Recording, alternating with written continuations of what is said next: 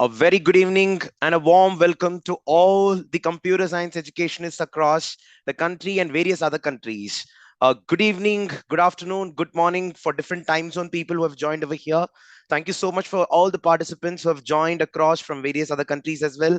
We were able to see the registrations from Philippines, from South Africa. We've got some people from the Middle East, and I can even see some people from Singapore and Malaysia. Thank you so much for joining, teachers. It's really great to see all the people out there. And welcome to CSAW 2023 Season 2. My name is Vasudevan Natarajan, and I am here as one of the directors at SuperTeacher Edureforms Pvt Ltd, hosting the session for the day. Every year, we plan to execute CSAW, which is Computer Science Academicians Wave, in order to create some ripple effect on the advancements to be percolated to the school section with the educators or through the educators across.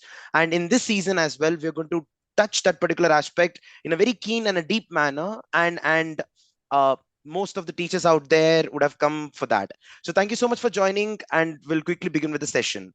Now, when we talk about Computer Science Academicians Wave, the sole purpose of this is to bring the major advancements to the school curriculum. We talk about artificial intelligence, we talk about data science, machine learning, so many terminologies. And in continuation to that, we also have these terms like education 1.0, 2.0, 3.0, and right now, education 4.0, and everything has got to do something with technology. So in order to bring all these insights, we wanted to create a community of computer science teachers across and talk about it. Now, these events that various organizations organize, Super Teacher is organizing right now, try to bring people from various sectors of industries and talk about the importance of technology. Computer science as a subject has become more of a platform on which all the other disciplines travel. I think you might remember the time when we used to have the OCD projectors. So first of all, when the lessons were taught in the class, it used to be using the chalk and talk method, which is a good one. It's still prevalent, happening right now. Then people started, wanting to have great, big projections, and that's how the machines, OCD machines, came into picture, and people spoke about it. Then that OCD got converted to, the better projectors, daylight projectors, and over the period of time, those projectors become interactive in nature. It's like you click a particular button, touch the particular screen, things happen. And then right now, these projectors got converted in the form of mobile phones and laptops where individual students can have access to content from any part. And this is the place where the students for the first time got an autonomy, agency to learn things on their own. And this was massively getting developed, and suddenly something else happened where people started asking any question to a machine, and machine came up with a better answer. We talk about the chatbots, right? Artificial intelligence came into picture, multiple developments, and it became really fast, got accelerated post the pandemic. I think you know about it. Multiple aspects of technology which the teachers were never aware about, they got into it. For example, NCRT came up with this very good idea of augmented reality version of your textbook. So you have a small QR code on the top right corner of that particular book. You just scan that, you get the worksheets. It got developed to an extent where each and every picture that's present in our NCRT textbook became a code. You just scan that, and that comes to life in the form of AR and VR. I think you're exposed to that as well. So when we have so many advancements in technology, we can't be studying only Microsoft Word or PowerPoint or Excel all the time. We really need to upgrade. So that's one of the major reasons that we all are present together today. And importantly, a computer science teacher in a particular school act more like the chief technology officer of that particular school. Yes, the leaders of that particular school can come up with various initiatives, but when there is an insight from a computer science teacher for a principal, indirectly for a school, I think that plays an important role from the technological development of a particular institution. That's what we are here into. And for this particular understanding of education 4.0, we have a very important panel discussion just about to happen. So the event is classified today in five major areas. We'll have the panel discussion right now in another 2 to 3 minutes beginning, and then we will have an interview session with one of the chief technology officer, a pioneer in technology who has been working on the field for quite some time. Right after that, we'll have two expert talks, and then we'll conclude the event. Now, when we talk about this particular event, CSAW, it is also categorized under four major areas of, so that we cover almost everything about schooling, is the curriculum, where we talk about computer science curriculum. We'll understand what are the advancements and things like that. Second will be the pedagogical aspects of computer science curriculum. Even that will be spoken. The third will be the assessments, which we will speak about, tomorrow in the first half. And the fourth component will be the technology. How can technology really, be imbibed in other subjects and get incorporated? So this is how the major classification will be. And based on this, we have called the industry experts out there who are going to share their insights one by one. Now, to set the context for today, it's going to be majorly from the perspective of curriculum. There was a news very recently, spoken about people falling in, actual love with an artificial intelligent robot. And in fact, there are incidents where the robots getting the citizenship of a country. Yeah, I'm talking about Sophia the robot for Saudi Arabia. There also has been news where robots got married to human beings. It's like human beings marrying droids, I mean robots. It's quite bizarre, but that's happening already. What world are we imagining for the future? Where is it heading to? Let's try to declutter, like understand all these things from some of the experts who have been in this with blood and sweat all the time. And for that, I would like to actually introduce Sonia Vadva ma'am. Mrs. Sonia Vadva ma'am is a passionate educator with over 24 years of experience in the field of technology, educational technologies. She has the experience of teaching diverse curriculums across the country, CBSE, ICSE, Cambridge, and State Board. She's also a Microsoft trainer. Some of you already know about her, quite a famous personality, fellow and innovative educator expert from 2015. She was also a Wakelet leader, ambassador, Flipgrid and Nearpod certified, Adobe education leader and ambassador, and National Geographic certified educator. So in order, it's not about the certification, it's about her interest towards gaining all these certifications. And she's a continuous learner even now on that particular aspect. She was nominated for the National ICT Award by CISE in 2014 and 19 as well. During the pandemic, she trained over 5,000 plus students and about 7,500 teachers across India to empower them in the domain of educational technologies, digital citizenship, cyber safety, and importantly, artificial intelligence. So let's hear from Sonia Vadva ma'am on the aspects of Education 4.0 with the panel that she has with her. Sonia ma'am, over to you.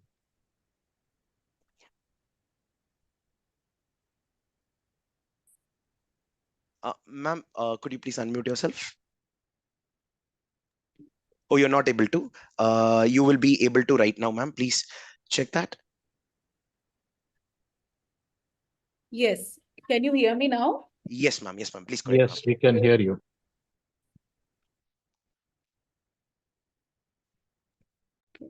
Good evening, everyone, and welcome to CSAW 2023 event. I can see some of the common names. So we were here for this event almost at the same point of time of the year.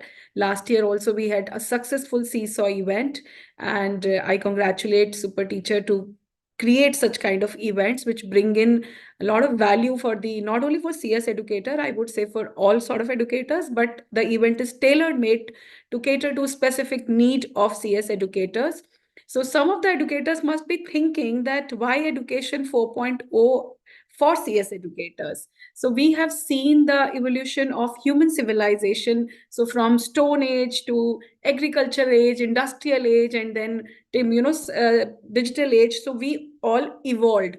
The same way the education also evolved. Like Vasu gave examples that earlier teachers used to teach through chalk and talk. There was a Gurukul time, and then we moved on to teachers using technology, some part of technology in the classroom, but that technology which came in as a part of education 2.0, I would say, was same for all. So if the teacher was showing something on the projector, everybody had access to that.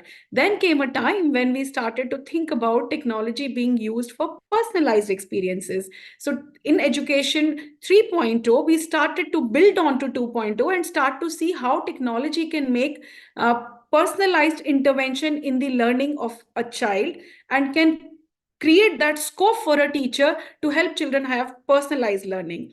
And now we are coming to an age where we are not only thinking about what is required for the learner, we are also thinking about what is required as an outcome from a school.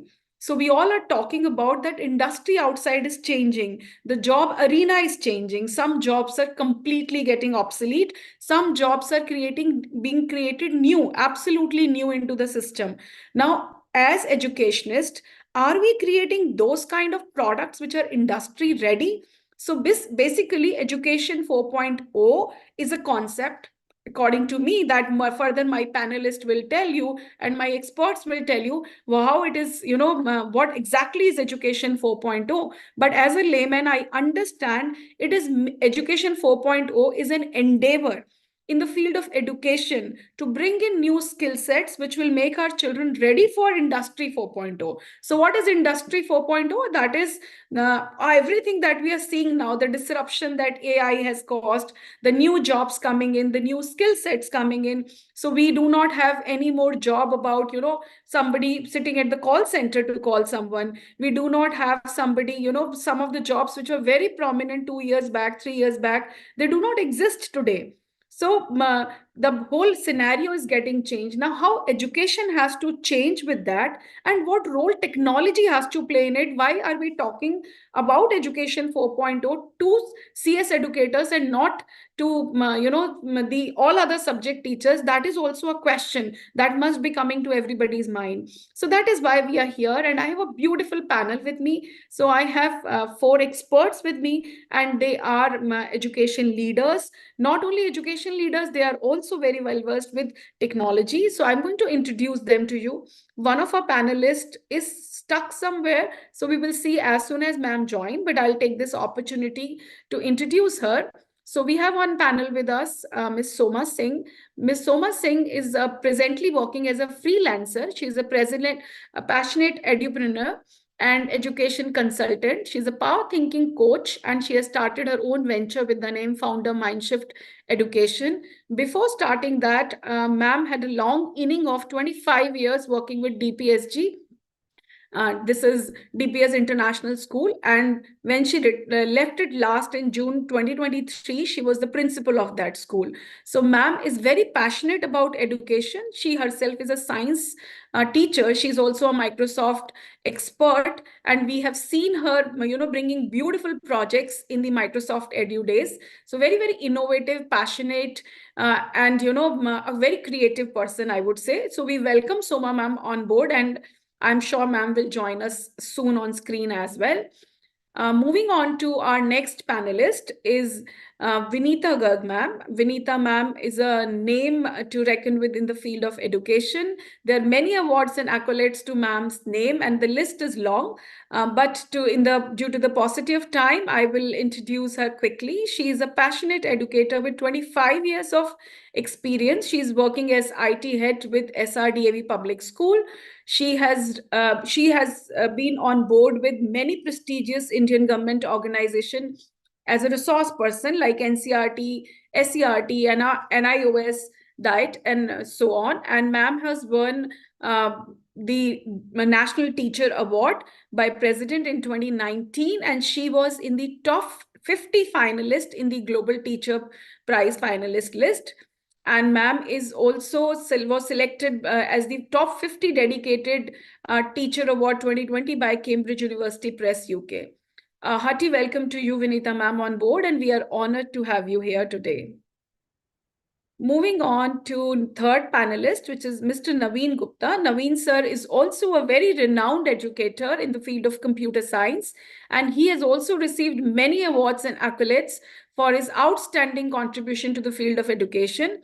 He is National ICT Awardee and has won various other national and international awards. Through his career, Dr. Gupta has made a positive impact on the education of hundreds of students, and he is also being associated as resource person with CBSE, NIOS, NCRT. And Sir has also trained about 20,000 teachers globally and sir is very passionate about leveraging technology to make a difference in the lives of students. And sir's annual event, Geek Hertz, is a competition that is very, very renowned competition in Delhi. So welcome, Naveen sir, on board, and we are very honored to have you here on the panel today. Thank you, ma'am. Moving to our last panelist, ma'am, Mrs. Monica Joshi. She is head of IT and is working with St. Paul Mittal School. Ma'am also has more than 2 decades of experience in education. And ma'am is also one of the Microsoft Fellow and Microsoft Expert. And ma'am has also spoken at various prestigious platforms like Microsoft Edu Summit, KEO 2029 Finland, EdTech Asia in Singapore, and many more prestigious platforms. Ma'am is also Minecraft Global Mentor, Adobe Creative Educator, SDG Ambassador, Flipgrid, Wakelet, and 3D Wear certified. So welcome, Monica ma'am. We are honored to have you on board. Welcome to today's panel. And Thank you without so further much. ado, we would begin with the panel discussion. I know our audience is desperately waiting. So just to set the context, as I already said, I see Education 4.0 as a system of education which is evolving to meet the needs of Industry 4.0. And Industry 4.0 is all about leveraging technology like Internet of Things, robotics, sensors, and our chatbots, data sciences, and everything. So it has a lot to do with change of our education pattern, and more so it will make an impact on the computer science educator. So let us start a panel discussion by throwing the first question. I would like to ask Vinita ma'am. Vinita ma'am, can you tell our audience how exactly is Education 4.0 different from 3.0, 2.0, and is it really a necessity in today's time, or it's mere a fancy term in terms of having a advanced technology? And my last question to you is our country ready for Education 4.0?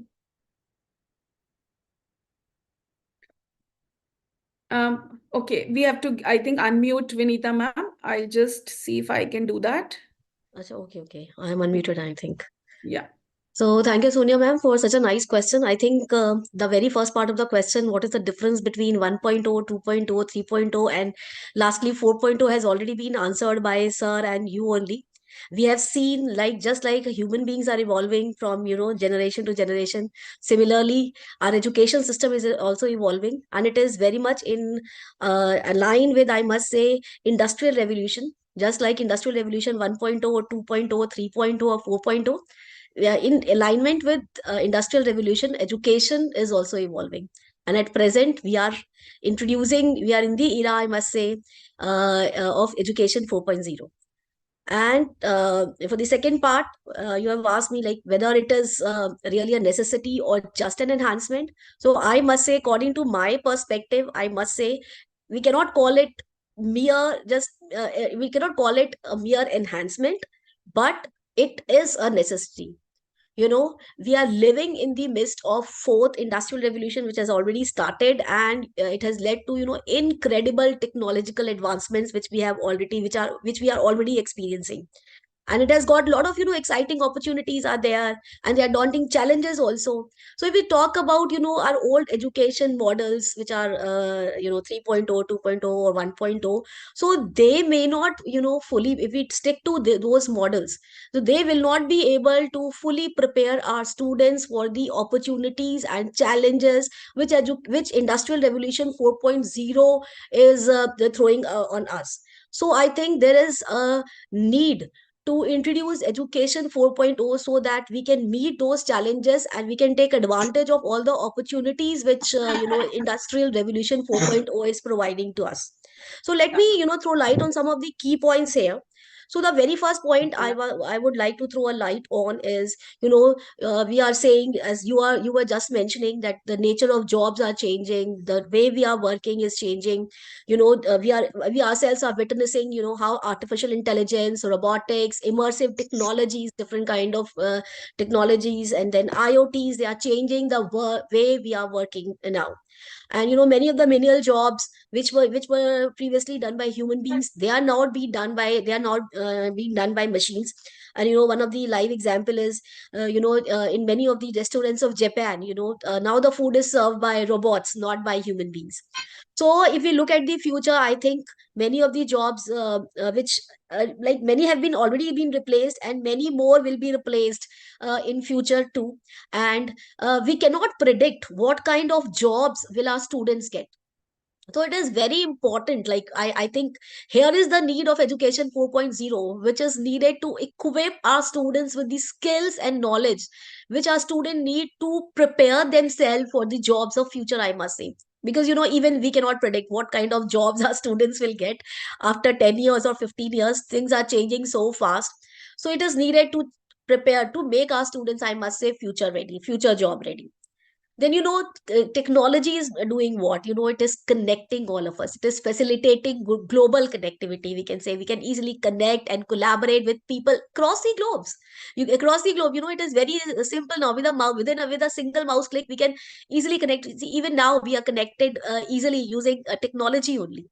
So education 4.0, with the help of education 4.0, we can leverage these opportunities of 4.0 industrial revolution to provide students, I must say, classroom without walls. Now this is needed. Our students should not be confined to the within the four walls of the classrooms. Now we need wall-less, which have no walls. We need classrooms which have no walls. So that is why education 4.0 is needed. Then the next point which I really want to emphasize is skill emphasis. And this data I have taken from that, like it is a recent research which is conducted by Harvard University, Carnegie Mellon University, and Stanford Research Center. And they say that 85% of job success is now coming from soft skills and people skill, and only 15% of job success comes from technical skills and knowledge. So this itself is saying that knowledge and technical skill is not sufficient. We need our students to develop, we need to foster soft skills in our students. And here again comes the role of education 4.0, which is laying a strong emphasis on skills such as critical thinking, problem solving, creativity, collaboration, and their resilience. These are the skills which our students need to develop if they really want to survive in this world. So that is why education 4.0 is needed, because it is helping us to foster these skills in our students. Then one very important thing which even you were telling us about is that there is an urgent need now to address learning gaps and reduce the inequalities which are existing in our society. In traditional education system, the mantra was only one, one size fitting for all. Now this mantra is not going to work. We need to reduce inequalities if we really want to, if we are really vouching for the SDG goal number 4, education for all.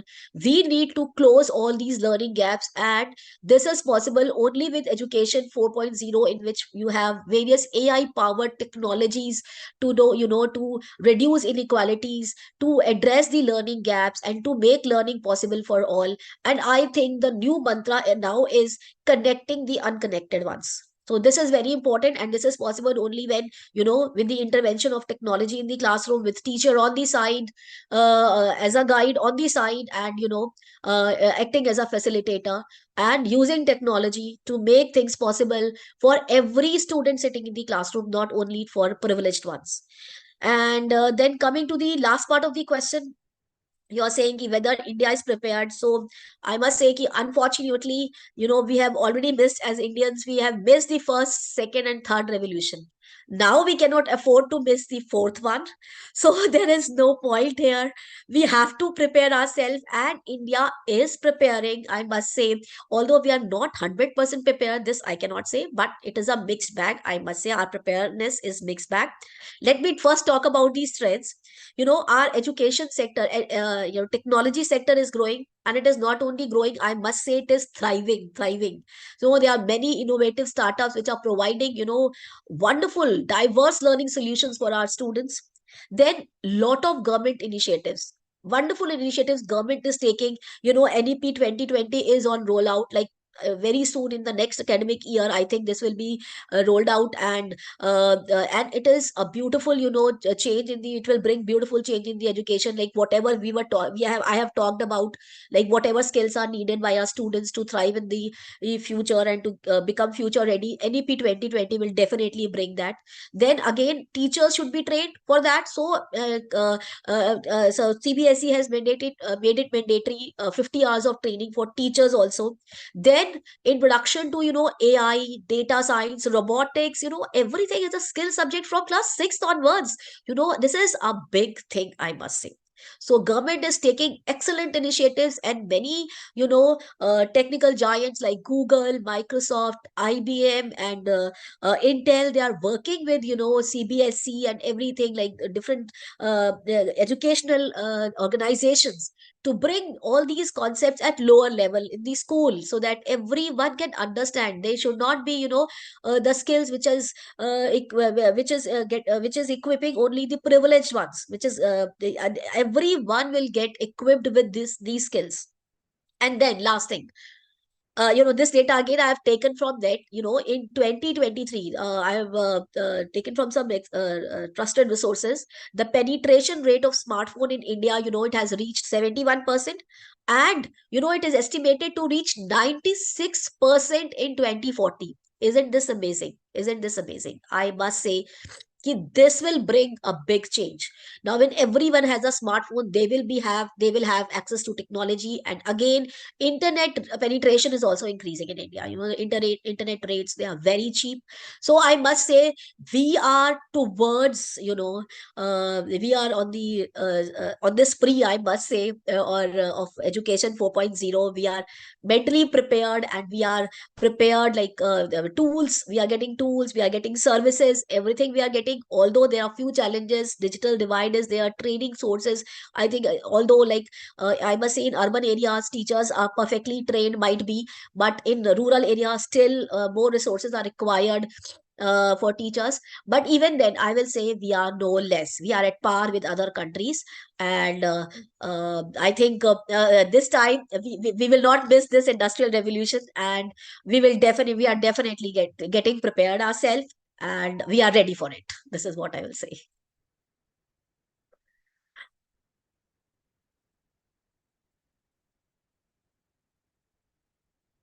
You're muted. Okay, thank you. So very well said, Vinita ma'am. If I conclude from what you just explained, so Education 4.0, we can see it in four directions. So one part is about further evolution of technologies like AI, virtual reality, augmented reality, and Internet of Things. So one is we have to ensure that we are using these evolved technology as teachers, and also we are preparing our children to be not only the users, but rather the Yeah, creator of these creators. technologies. Yeah, very Second important. part comes to become the infrastructural development. So schools needs to have smart classrooms, personalized learning, analytics to be available through the softwares, adaptive learning technologies. When it comes to the third thing that you beautifully talked about, the soft skills like critical thinking, creativity, digital literacy, all of that. And fourth, which is very vital part, is role of teachers as mentors in guiding them through in this technology driven world, that to what extent they should have meaningful screen time, and they make a very fine balance Yeah, between their targets that they have to achieve and the kind of time they spend online with these gadgets. So they have to achieve their targets with the by leveraging technology in a manner so that it's a friend to them, not friend to as them. a tool of distraction. So thank you very much for these valid points. Moving on to Naveen sir. Sir, I would like to ask you, you are IT head, in your school, and how do you think that schools can easily make a plan to implement Education 4.0? And do you think every school in the country would be able to fulfill these requirements easily? Or you think that it's only a prerogative of the elite schools to, start with this? I don't think so that thank you for the first of all, thank you for the question.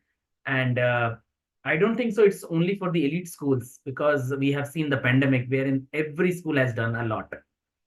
Either a government school or a private school or a elite school, everyone has done they have delivered whatever they want to deliver. So let's start with the first question first. How can education 4.0 implemented in schools? The first thing is how it can be implemented. So when I say talk about implementing 4.0 in schools, it requires multifaceted approach that integrates technology, innovation, and modern teaching methodologies. While there are challenges, it's feasible for various types of schools to adopt education 4.0. Principles through a pace and depth of implementation might differ. First thing, what we need are infrastructure development. Access to the technology is a fundamental requirement, and school needs robust internet connectivity, appropriate hardware like computers or a tablet or a softwares tool relevant to the educational purposes. While this can be a challenge for some schools, initiative like government grants, partnership, or community support can help a bridge a gap. Like I have reading a one newspaper wherein IIT Bombay got hundred of crore rupees donation from their alumni. So that we need a public-private partnership in education sector as well. So the companies should come up and help the government sector schools to implement all these technology. Otherwise, they are doing the smartphone. If you say the smartphone, the 70% or 80% people are using mobile phone at their home. So that is not a bigger challenge, but yes, the challenges are different in rural areas as well as in a urban areas. Next thing to implement education 4.0 is teacher training and development. As Vinita ma'am also talked about that teacher education, and NEP is also talking about it is mandatory to attend the teacher because teachers are the center to evolve all this NEP implementation. Teacher are the center, so if they are not ready with the technology, they cannot implement it. So educator need training and adopt to a tech education 4.0. Professional development program like workshop, ongoing trainings, session can equip teachers with the necessary skills to integrate technology effectively into their teaching methods. Like we have done a lot of trainings free of cost. So many sessions we are doing as Sonia ma'am, Neeta ma'am. We have on so many platforms where we are delivering so many technologies which can be used in a regular classroom base. It's not like the paid session. It's a free sessions. Everyone can access. You can go to the YouTube. You can search for any of the tool which you needed. It's available. Next is curriculum revamping is required. To implement education 4.0, we need to revamp the curriculum. Updating the curriculum to align with the demands of education 4.0 is crucial. This involves incorporating digital literacy, as Vinita ma'am talked about problem solving, critical thinking. Another thing is interdisciplinary learning should be there. So I'm emphasizing on interdisciplinary. Not only one focused on the one subject, it should be interdisciplinary. And the diverse assessment method, beyond the traditional testing, pen and paper, we should go with the DAX. And that's also talking about, that's also there in the NEP. As I talked about partnership and collaboration, that's again a key pointer to implement education 4.0. School can benefit from partnership with the tech companies, educational institutions, NGOs that specialize the providing resources, mentorship or guidance or implement education 4.0 effectively. As for accessibility, the full implementation of education 4.0 might initially be prevalent in well-funded elite school due to the resources and capacity. But however, efforts are being made globally to ensure inclusivity. Government, NGOs, educational boards are working towards equal opportunity for all schools. Embeds education 4.0. Initiatives like subsidized technology, public-private partnership, as I already talked about, the company should come and give us some grants to the schools. And educational reforms aims to bridge the gap between schools with varying resources. Moreover, the gradual advancement of technology often leads to increased affordability and accessibility over a time. As technologies become more widespread, cost-effective, even a school with a limited resources can eventually adopt education 4.0. However, challenges like budget constraint, infrastructure limitation, or resistance to change might slow down the process for some schools. Yet, overarching goal remains to make education 4.0 principle available to all schools, ensuring that students' diverse background benefit from advancement in education and technology through this. So as I said, the challenges are different from rural to urban. But if you take an example of COVID, the government school teacher used to scan the notes and send on WhatsApp. They don't have an access. They don't have a virtual platform like we do on a Zoom, Microsoft Teams, WebEx, but they have delivered whatever they want. So, but technology, even the technology in that phase plays an important role. So I think we are ready for and the schools are ready for the education 4.0, but still there will be challenges, but every problem have a solution. So everyone has given a solution, like no one thought of COVID, and immediately we all closed. And within a 2-3 days, we started online classes. And we are now 20 years ahead, I think so. We are 20 years ahead of the technology implementation. No one can thought of that online teaching is possible. Now, student wanted to learn online only. They don't want to come to the school because they're so comfortable, and the teachers can deliver in the same way, whatever they believe in a normal chalk and talk. So that's the power of an Indian and a global education. So I'm proud to be a teacher. So that's all from my side from this. So very rightly said, Naveen sir, like as IT heads in the school, all of us have experienced that whatever we were trying to pull in, like our leadership used to say technology is important, so many products are coming in, do training. So whatever we tried to deliver between 2015 to 2019, I would say, that was just 10% to what automatically happened in 2020 when the COVID came in. So all the trainings happened on their own seamlessly. Everybody came aboard. So that's beautiful, angle to what you have given. So other than what you said, infrastructure is definitely there, public-private partnership. So we recently saw Microsoft is tying up with PM Shri 14,000 schools, PM Shri schools, and providing them training and Office 360, M365 basic licenses. So they will come on board with free licenses and training will be done by Microsoft. So yes,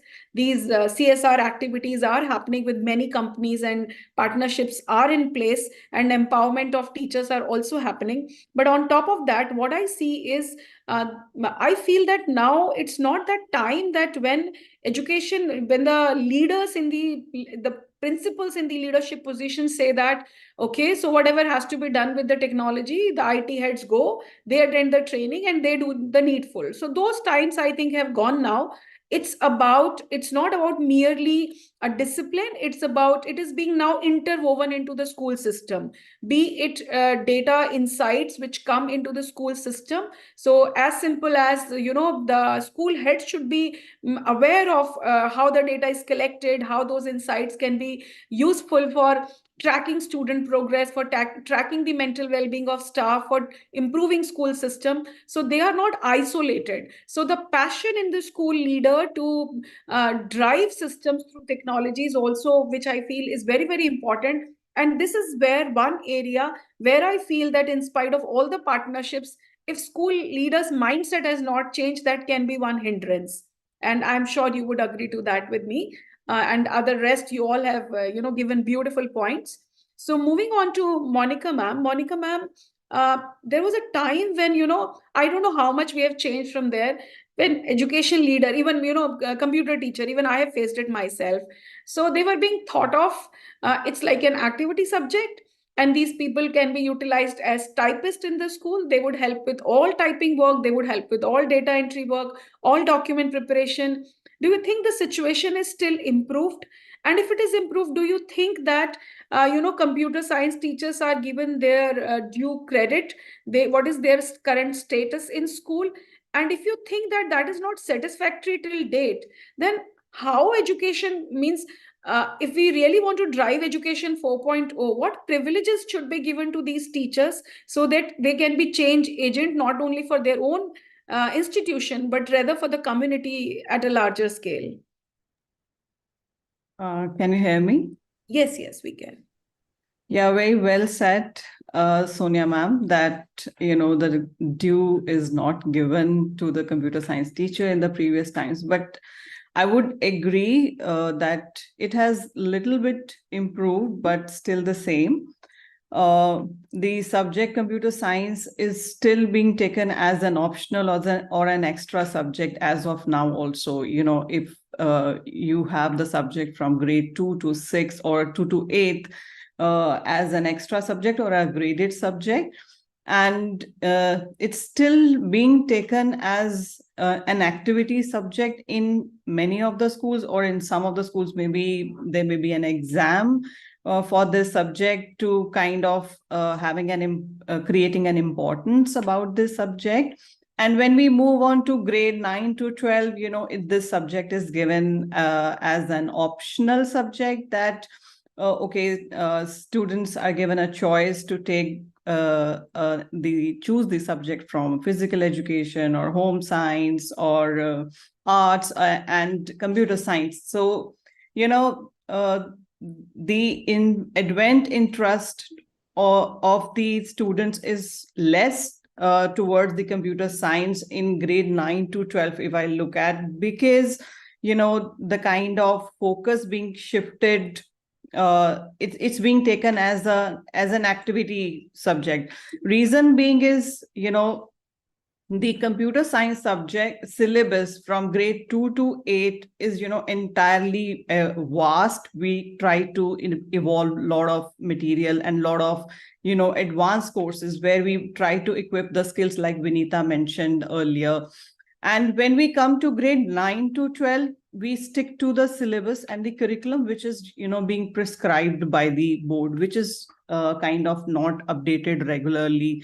Or if the child is studying one particular sort of language for almost 2 years or 4 years, so if you look for kind of studying IP or Java for 4 years, so that is why that the students are less, and then these teachers are taken as kind of an extra teachers, or due credit is not given to them. So I feel like that the syllabus has to be updated regularly, and the curriculum, like Dr. Naveen mentioned, that the curriculum also has to be kind of updated regularly, keeping in mind how the computer science subject has to be interdisciplinary, so that the students and teachers both are kind of equipped to deliver effective and engaging lessons in the classroom, and so that both of them are exposed to the real world problems and the applications of the computer science. And if I see from the point of view, when you are saying that how these teachers are given due credit for that, the training, if you are kind of sending them for the advanced trainings and equipping them how they can bring back that into the classroom, that can really help that. And the computer science subject should not be running into the silos. It can be integrated with other subjects beautifully, with English, with maths, with science, art, music, history, and many more. And it will help the students to see the relevance and the applicability of the computer science in different domains, and also will help them to develop interdisciplinary and transdisciplinary skills. I'll just give few example. For example, like if it's a subject English, and the student has to is studying a story in the English subject, and that can be integrated with the computer science subject. The child can create a story, the game or the storyline in the subject called Scratch or in Minecraft. So that way the subject is not in silos, it is integrated in with English. And if I take an example of art also, so students can use computer science to express their creativity, imagination, or emotions through a digital media. In that way, both of things are integrated. And these are just of the few examples with which these computer science can be integrated with the other subjects. And if kind of coding and these things are starting from early age, so by this I'm not saying that you start Python or Java from the early age. You can kind of start it like decomposition or pattern recognition or algorithm, and then further moving on to Python, Java, and computer science, machine learning. So that, we are introducing them to building some skills at the school level, and about the emerging technologies, and such as artificial intelligence or cybersecurity, to prepare the students to select the right stream, and that prepares them for the job, for the future of being an entrepreneur. So I feel that when we are incorporating more hands-on learning, project-based learning experiences, and rather than stressing upon the theoretical knowledge, and integrated it with the practical solutions, I feel that there would be a change then. Thank you, ma'am. Thank you for your input. So many teachers, many attendees are putting it in the chat window that until unless it will be an optional subject, students even will not take it seriously. So I think solution lies in two things. First, we as IT heads should take it up very seriously with management, that gone are the time that the subject is not be given its due weightage. Why I think most of the schools don't agree to give it marks, they consider it as a skill subject. But if you think from the mindset of a parent or of a child, that they are not even sharpening that skill until unless it is not associated with marks. So we can all have that fight, that we can internally in our schools will give marks on paper, and for the point of printing a report card which matches CBSE criteria, we would then convert marks to grade. So you can devise those kind of hacks for sure.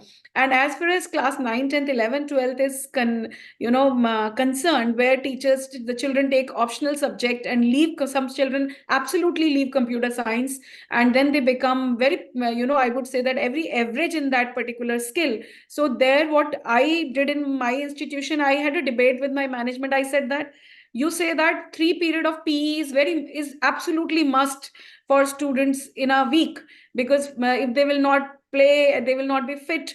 So I understand, but knowing present times, having digital skills like creating web page, to be able to create digital content, to be able to curate digital content, to be able to convert a video file to an audio file, some very, very basic skill all children should know.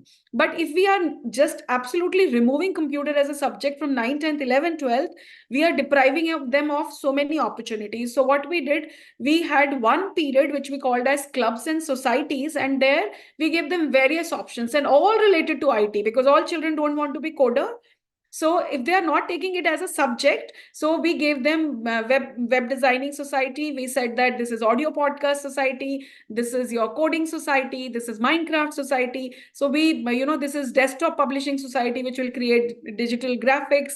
This is your video society. So all children were to take one skill in IT, so that even if teachers need help, so if teachers need good videos, they know this is the society and club to go to. So we can devise definitely our own ways, but I am sure this is a challenging situation, because many are resonating and putting in the chat window. So we all resonate that the situation is not so good, and if some decisions come at the policy level, then definitely it is going to help.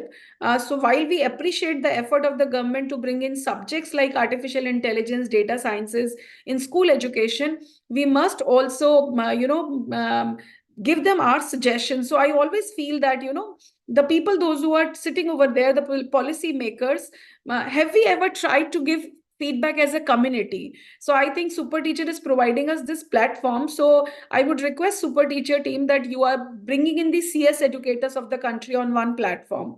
Why can't we all file a petition saying government that NCRT think about making a provision that this subject at one point of time becomes compulsory for all in the school, and they do it as a skill which is needed for all, and it's no more an optional subject. So I think you can do Yeah, I that would on like to behalf say of. here one point. See, government cannot make it mandatory because there's a digital divide in our country. So it cannot be made mandatory.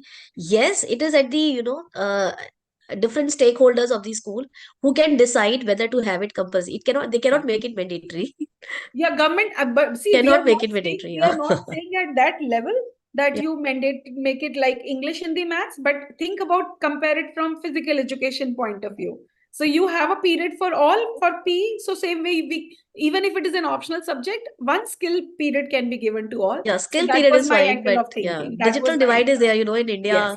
India, you have rural areas also where people they do not have devices. Absolutely agree. Absolutely agree. So we would very quickly do one very rapid fire round, I would say that.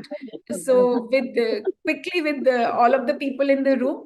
So what message, Vinita ma'am, would you like to give to the educators, policymakers, and stakeholders who are committed to preparing students for success in the fourth industrial revolution? So a quick message from you to all the policymakers and stakeholders. So I must say, please adapt this technology. It is very important. Don't get scared by it. Just try to, it is really needed to foster good skills, not only technological skills, but I must say soft skills, as I've talked about in our students, and to make them future ready. And this is possible only if we invite it or welcome it with open hands. So only then it is possible. So please, like, we cannot, again I'm saying, we cannot make it mandatory for every student, but if it is possible in your school, if you have devices in your school, if children have devices at home, if even if they have smartphones, now everything can be done in smartphone. The smartphone is a small computer only. So if the children of your school, they have smartphones, they have devices, please make it welcoming for students. Please imbibe these skills, technological skills, in your students, so that they become masters of the skills. Only then we'll be able to say that we are not behind, and we are ahead in industrial revolution 4.0 and as well in education 4.0. So moving on to Naveen sir. Sir, what's your advice to the computer science educators here? So what skills they themselves should possess in the first place, and then do the knowledge sharing with other educators in their school to empower them? Sure.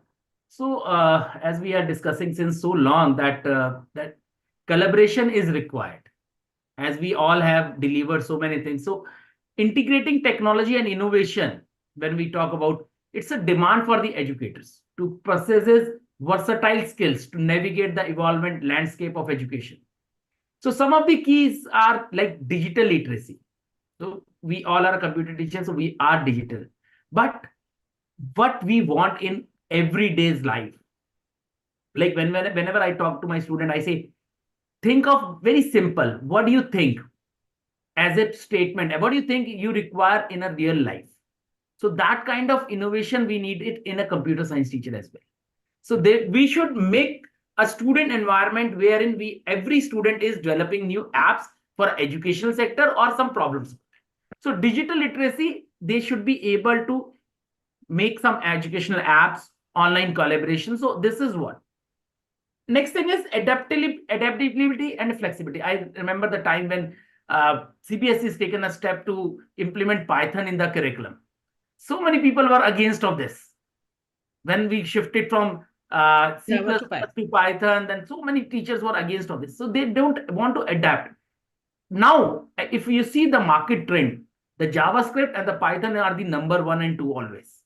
So because Python is an open source and which can be implemented for any kind of concept in computer science. Like you want a web development, you have a Django. You want to do artificial intelligence, you have a Scikit-learn, machine learning. For everything, we have an library. So we should adapt to the new things. Then critical thinking and problem solving. Rather than teaching them the basic coding skills, we should teach them critical thinking and problem solving technique, how to solve the simple problems. So that is what the major purpose of a computer science educator. So thank you, sir. Monica, sorry to cut you short. It is rapid fire, I would say. So last is collaboration and networking is required. So yeah. And one more thing, emotional intelligence. Yeah. That is a major point. Emotional intelligence is required. Absolutely right. So, Monica, ma'am, I had a different question for you, but looking at the questions which are coming in the chat window, audience is raising, or teachers are saying that parents have a concern of screen time. So even if we promote the use of technology, there are repercussions from the parent side. And I know you are a parent who promotes technology, and your daughter is doing wonders. And I would say that she's a wonder tech giant, and bringing name and fame to family and the country through technology. So what advice would you give to the people, to the educators and parents who was worried about the overuse of technology by the children? I think if we are, kind of telling our children how to use and devise your time wisely, that's fore and foremost thing, and being a role model. At the same time, there are certain settings of your devices which actually don't hampers the screen time. You can, set the settings to black and white mode so that it is not affecting your eyes. Then I'll just say that technology is in. This is the era, and we have to devise a time. We have to set a Pomodoro or certain techniques where we devise the timings and have a kind of a timetable for us and for our children, and being a role model, that way we can, kind of devise the screen time. Thank you. So I think it has to do a lot of thing with the parent orientation. So parent needs to be told about these points. So, preach what you teach to your students. So you can't be all the time on your devices and telling the child just to use it for an hour or so. At the same time, when, your child is talking to you, talk to your child looking into his eyes, not you are on your device and then you are answering the child. This way we can break this thread, I guess. Parenting should be there for the digital things. Yeah. And ethics. We should consider the ethics. For the CS educator, we should teach ethics. So absolutely what Monica ma'am just said, that my son keeps telling me that I'm telling you something and you are not listening. I said, I'm listening, Baba, but he said, you're looking into your device. How would I know that you are listening? So that's absolutely right. And I've started to do this now, that when he's saying, I just drop my device for a minute or so. So thank you very much for the beautiful points. Absolutely wonderful discussion. And I'm sure audience must have, had some interesting key takeaways. So thank you, Vinita ma'am. Thank you, Naveen sir. And thank you, Monica ma'am. And thank you, Thank Super you. Teacher, for creating this platform for all of us to have this wonderful discussion. Thank you, audience, for patiently listening to all of us. Thank you so much. Thank you. Thank you.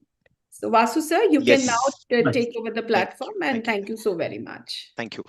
Thank you so much, Vinita ma'am, Monica ma'am, Naveen Gupta sir, and Sonia ma'am. Thank you so much. It was great interacting with one and all. Of course, it was quite involving, right from the talk of elite schools, taking up the role, adaptation of technology, then integrating CS with other subjects, teachers not getting the importance that they deserve, approach of CS curricula, computational thinking, various aspects of computation was touched with the panel discussion.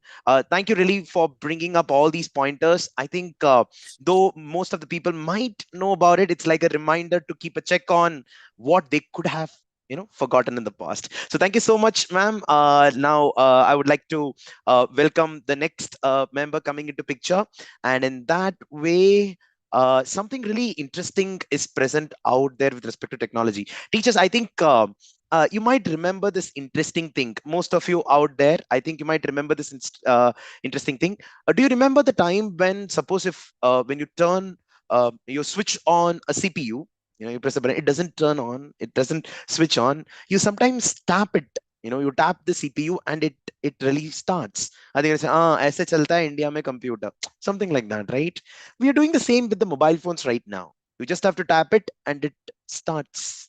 That's interesting, right? In fact, there used to be a time when you teach your children, very small children, how to open the tap for the water to come out.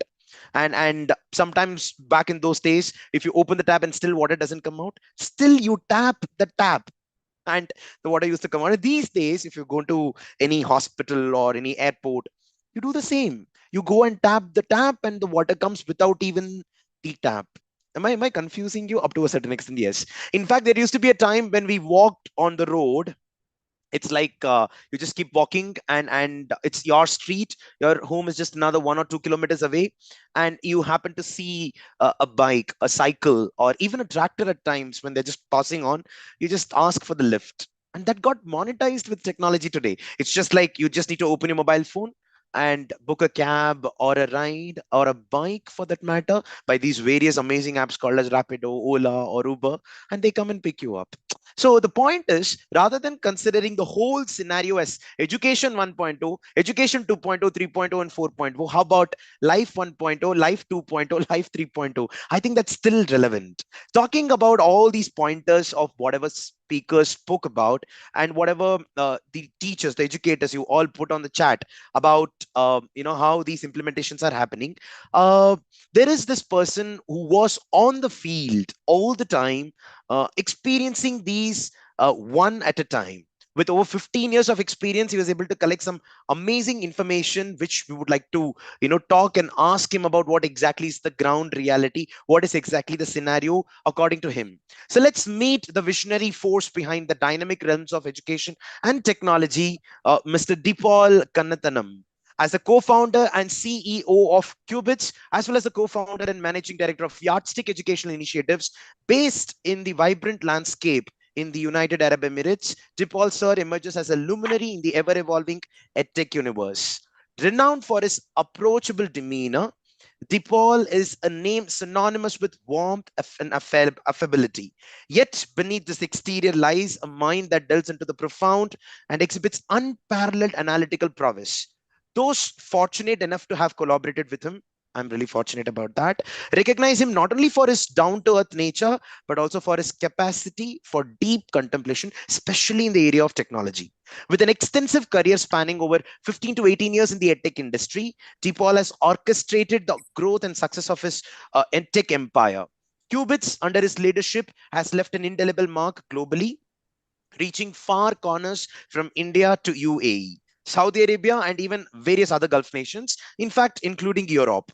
His journey has been a first-hand explanation of the ever-shifting landscapes and trends in education, particularly within the K-12 sector. In a world where education meets innovation, DePaul stands as a beacon navigating the seas of global educational dynamics with finish. His story is not just one corporate triumph, but a saga of passion, intellect, and a commitment to shaping the future of learning on a global scale, especially in the area of technology. As Sonia ma'am very clearly mentioned about organizations coming forward, placing a request to government stating that this is what is supposed to be there in the classroom. Deepal sir has been one of the pioneers in that particular area. Welcome, Deepal sir. I hope you are able to hear and see us clearly.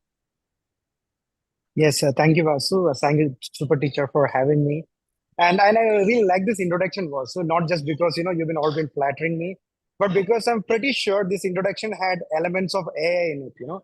I'm pretty sure somebody got little help of Chat GPT or Bard or something equivalent to write this introduction because it Perfect, just so perfect. sounded AI. So yeah, it's a computer science conference, so I mean, no harm in Correct. using it. Yeah. Absolutely, absolutely. I'm trying to find the best introductions with the competitiveness of ChatGPT and Bard over here. And clearly, I think you're happy about it. So Bard wins the race over here.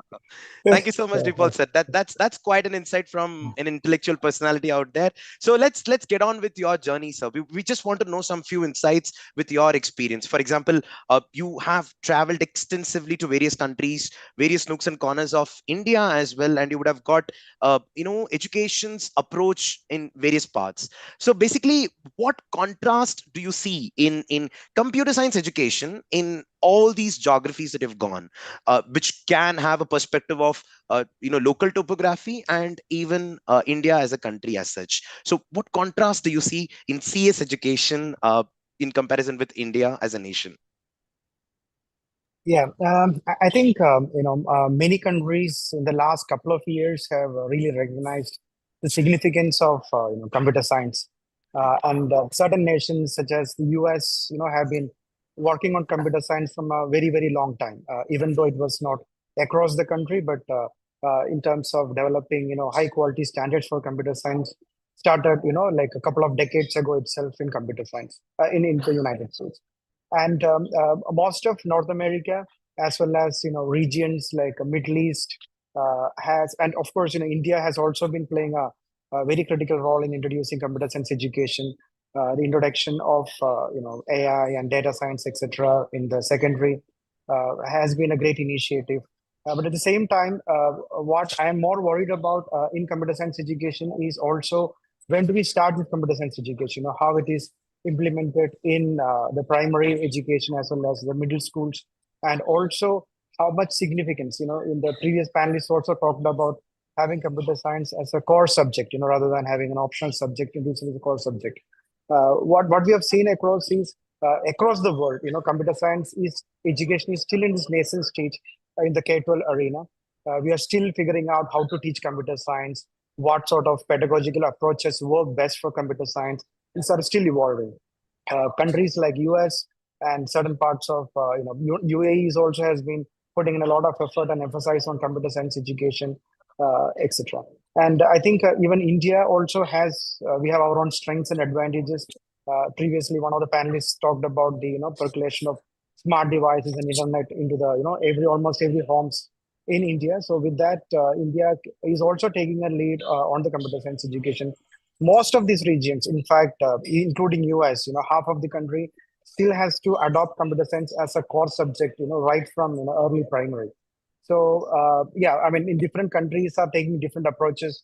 Particularly in Europe and the UK, the approach to computer science is more interdisciplinary. They're trying to make sure that computer science integrates with other subjects, and certain time from English, science, and math subjects are allocated to computer science. One of the challenge in all our education is the time, right? We have limited time. You have like maybe 5 working days, 5 to 6 hours a day, and maybe 40 working weeks in a year for school. So what do they spend their time on? So when an interdisciplinary approach is something that is largely applied in Australia as well as in Europe, and other regions are trying to do in their own ways improving this computer science education.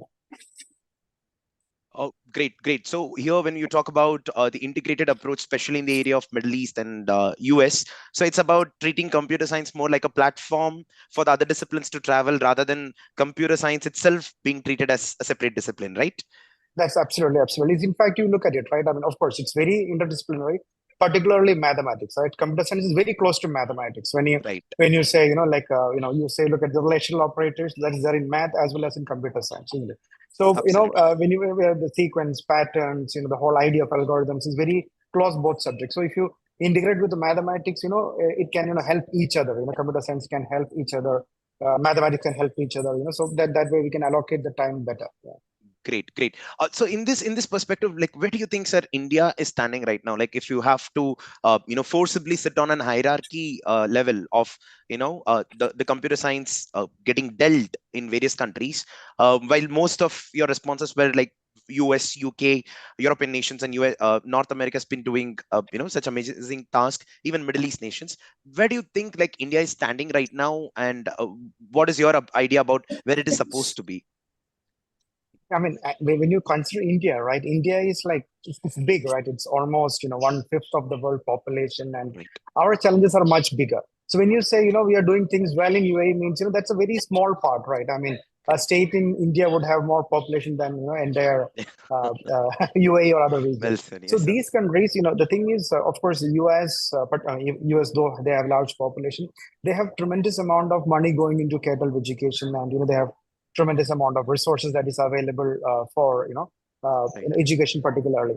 And India, when you say, of course, the large private schools have certainly started adopting computer science, and they have started looking at various solutions to implement. And I've seen many of the leading modern Indian schools have at least 2 to 3 periods of computer science That's right. being adopted in many of these schools, but it's Correct. still yet to percolate down to the rest of the other schools, where probably to tier 2 cities and rural areas. It's still yet to percolate it across. But thanks to sort of the popularity of tools like ChatGPT, the generative AI tools, now everybody recognizes that it is something that is required. Correct. So yeah, I mean, so India is in the right direction for sure. I mean, and there are certain number of schools which are already adopted, but it's yet to reach the masses in terms of how computer science education should be. And also, even countries like US is really struggling with computer science educators, right? Right. Like, as a fact, right? I mean, if you're really, really good at computer science, you take the computer programming path. Right. You aim to reach Google or something. So the quality computer science teachers are still a challenge. So Correct. that's where we need to really train every good teacher to be a computer science teacher. So yeah, and Correct. I think India has that big challenge at the moment, also to have good computer science teachers. Correct. And stick being a teacher for some more time. It's like that. Yeah, absolutely. Yeah. Great. So in that case, when you talk about teaching, when you talk about the curriculum as such, like in the current scenario for a 21st century learner, we call these children as digital natives. How should a computer science education look like? I mean, what is your imagination about it? Yeah, your perspective on how should CS education be? the thing is, right? Often we talk about computer literacy and other things. We talk about ICT, and to me, the word computer science itself tells it, right? It's a science. It's the science of how computer works, right? Like, so we need to teach it like a science, like a core subject. The problem, what I see with computer science education in most of these regions are this is done in bits and pieces. You want to teach coding for some time, you want to teach Office tools, Word, PowerPoint, Excel. We want to talk about computer safety, etc. That's happening, but we don't really have a structured approach to computer science, right? Look at the math curriculum. How do we teach math? It's a very, very structured approach. We start with numbers. Maybe in the kindergartens you start with 1 to 20, then you teach about place values, go to larger numbers, then you get into arithmetics, and then there is spiral nature to the curriculum, right? Like you start additions right from maybe KG and goes up, and every year you repeat the whole addition process with a higher difficulty, etc. So for computer science also we need a much more serious approach like what we have for mathematics, in a very structured, spiral progressive curriculum, covering different areas of computer science. It's not just coding, right? Coding is one significant part of it. There is algorithmic development, there is computer safety, cybersecurity, the use of data analytics, and then there is, of course, the entire part of hardware, networks, communication. All these things should be, so we need a lot more wholesome curriculum, and we need to look at it with the same seriousness that we look at science, mathematics, or, English for that matter. So, yeah, so the way it should be, and even the assessment should also be tailored in that manner, right? So at the moment, sometimes teachers go to the internet, find some random lessons, they find some random assignments, etc. But there is no systematic and standard approach to computer science education. And it's time, like the panelists previously spoke as well, is to look into now serious computer science education. Right, absolutely. So serious computer science education, and that's so. When you mentioned about so many dimension and domains of computer science, I just happen to hear these words like some of the organizations putting together or broadly classifying computer science under certain categories. It could be like physical computing or artificial intelligence and things like that. Some of the common names that people would have come across is IST, then Computer Science Teachers Association, CSTA standards, and things like that. So, what do you think about all these standards that are developed by various nations who are ideally supposed to be a developed nation who are good with their computer science implementation? And where do you stand? Where do you see that these standards applicable for Indian context? Like, are we really ready to take up these standards to be applied, like considering the subjects that you were talking about? Yeah, of course, CSTA and IST was one of the earliest organization that started creating computer science standards, and these are the organizations which are really driving the research in computer science education. As in what pedagogies are working the best, etc. And in fact, CSTA is just about to start revising their standards, and probably in 2024 they'll be coming out with the new standards. So CSTA, standards have gone through multiple iterations. It's almost an 18-year-old organization was been working on this field. So is IST. Of course, CST and IST takes different approaches or different areas of computer science.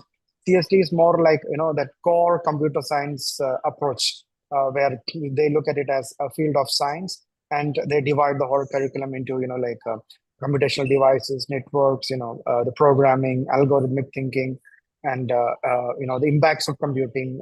So it's like safety, ethics, etc. All these areas. It's a very, very structured curriculum. And of course, IST takes this approach of more of using technology as a problem solver. So it's more about applications of technology. So if you look at IST, there will be a specific standard, which grade should be teach, let's say, loops or iterations, and which grade should be teach nested iterations, or functions or procedures, etc. And IST, you would see, what do you expect children to do with that learning? What sort of solution do you expect a grade 4 child to develop or a grade 6 child to develop, etc. And a combination of both, I think, will be a very good approach to creating a computer science curriculum, and it's applicable to any country as much as India. And the thing is, the one of the nature of the computer science is also it's a very abstract subject, right? And it is also sort of independent. When you're teaching, let's say, a language, or if you're teaching science, right, there are a lot of context related to the geography you are in. The flora and fauna of a place might be different. History might be different, etc. Whereas computer science, it's an abstract subject. It's happening in a processor inside a computer, which you cannot see. So these standards are sort of agnostic to which region you are. I think CST and IST are one of the, what do you call it, the oldest, most experienced standard. And I would give them, that to them, that, out of all these standards which I've looked across in various countries, this seems to be the one which, seems to work well and to meet the requirements of the day. In fact, Cambridge International Examination, CIE, also recently updated their computing curriculum. They got much closer to the CSTA standards. Right. There's specific standards for AI, called AI for K-12, which is specifically focused on developing, an AI curriculum. So again, when you talk about AI, we also need to understand, though we have introduced, I think that's where the challenge lies in India. We have introduced a curriculum for AI in grade 11, 12, right? And it doesn't happen out of the blue, right? There has to be a strong background right from, grade 1 or even kindergarten onwards, going all the way up, preparing them for it. Without really understanding the concepts of how computer functions, how algorithms work, or programs work, AI will remain as an alien subject for them.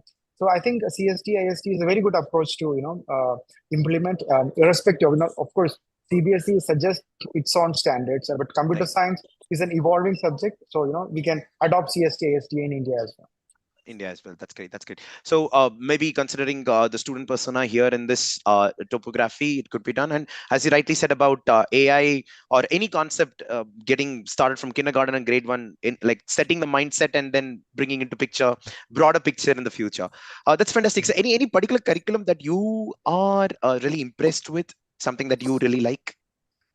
No, see, the curriculum, I think, of course, we ourselves develop a computer science curriculum to provide to the students, actually. And what I feel is, for computer science, there are a lot of resources out there. There are a lot of tools specifically designed for children, like code.org or Scratch, or, of course, there are different languages right from KG. Python is a great tool, like one of the panelists mentioned, for learning as well. So, yeah, so these, there are a lot of curriculum out there. And of course, this is an evolving field, right? I think that the curriculum is yet to reach that level, right? Like the maturity of a standard math curriculum, right? That is yet to reach for most of the computer science curriculum, and it's a work in progress, I think, for everyone. Maturity of mathematics to be still incorporating computer science. Yeah, your finishing lines are always very punchy, sir. I think something to be taken notes on. So with respect to this, when we talk about Python, Scratch, code.org platforms wherein coding is getting introduced, various countries, including India for that matter, have been adopting these to introduce programming at quite at an early age. What do you think about, with your experience of interacting with students and teachers, what's an ideal age of introducing programming for the children? Yeah, when you say programming, we don't literally mean typing a Python code, right? Like the concepts of programming. See, the thing is about programming is that if you really look at programming, and forget about computer science, but programming as or creating a small game or animation Scratch or anything, right? The whole the process is a very high level of abstract thinking, and that is what we want to develop in our children, from a very early age. So, look at it, right? Like, let's say you want to create a program to add 10 numbers, right? So, how do we start off, right? Like, okay, 10 numbers are fairly simple. I can just add 1, 2, 3 plus. But what if I want to add from 1 to 1,000, right? It's not possible. So, what else can you do with that? Because that's where a variable concepts comes in, and then you use a loop. Then how do you use a loop to add numbers to a variable and finally get the sum, etc. So, there's a whole process of thinking in your brain about the problem. What are the different ways to solve across? Then you find the best solution for that. Then you try to make a program in some way. And when the program runs, it most often doesn't work, And if real programmers, right, they spend large part of their time debugging, not really programming. So all of these things is really abstract thinking, and really, if you put in the words of Steve Jobs, programming is the bicycling for mind, right? Like it's the exercise for the mind. And it's really good to, really introduce that from an very early age. Most of the international curricula recommend to have coding in some form from, right from age 4 itself. That's like, the KG1 level itself. And many of the, in the previous discussion that I heard about, talking about the screen time issue, right? Like, should we introduce screens to the student?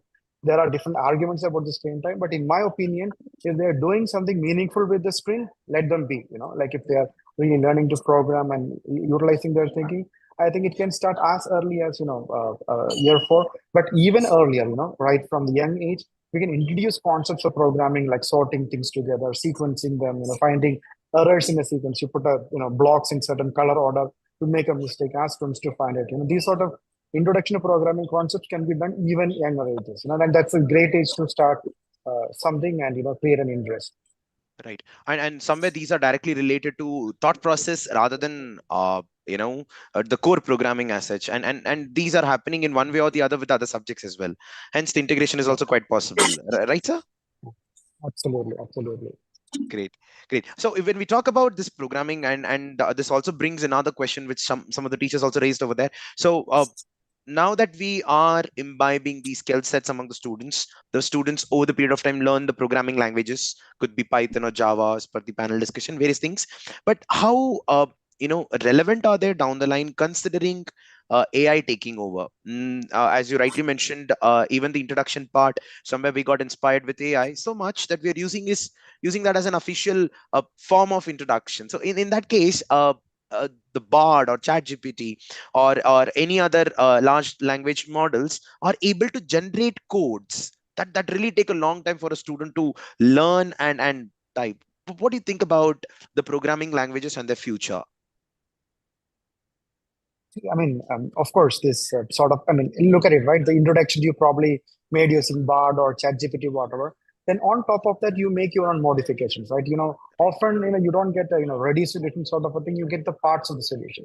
And if you are a real programmer and if you're using GitHub, you would know that GitHub has introduced an AI assistant called Copilot. Right. And it's something that, like if you want to, you're writing a program and, you don't really need to remember syntax anymore. So, Right. sort of like remembering syntax would be probably an outdated skill, very soon. But then at the same time, and it will help you complete the code. You're writing a loop, the half part of the loop will be auto-completed for you, and Correct. which variables to use where, etc., will be suggested. And when you're creating a variable name, it will suggest the best name for that so that you can, relate back to, etc.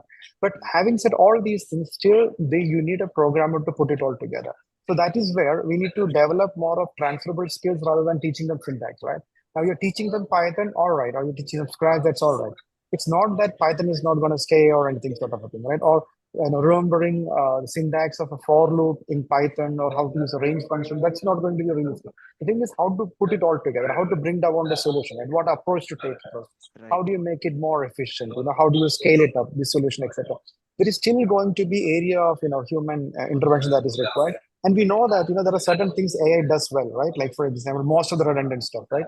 You want to really write to send an email, you want to expand it, AI does well, right? So the thing is, but then at the same time, what is to be written also has to be fed into the AI. So our role is going to be that. So we stick to, and also we also need to understand that at the age of when the children are in the school, right? Right. At that particular age, let's say 5 to 15 years, what we need to spend most is in terms of developing their thinking process. As long as they're able to think about the solutions, okay, all right, I want to create an application where, like we talked about Uber and Ola as an example, right? Suppose Right. you want to create that application, right? What all you'd require? You need to structure those applications, etc. And part of the code is what probably AI and other stuff will support you. But Correct. you, as a developer, you'll still have your opportunities to optimize, improve, these code that AI generates. So you need to work on top of AI.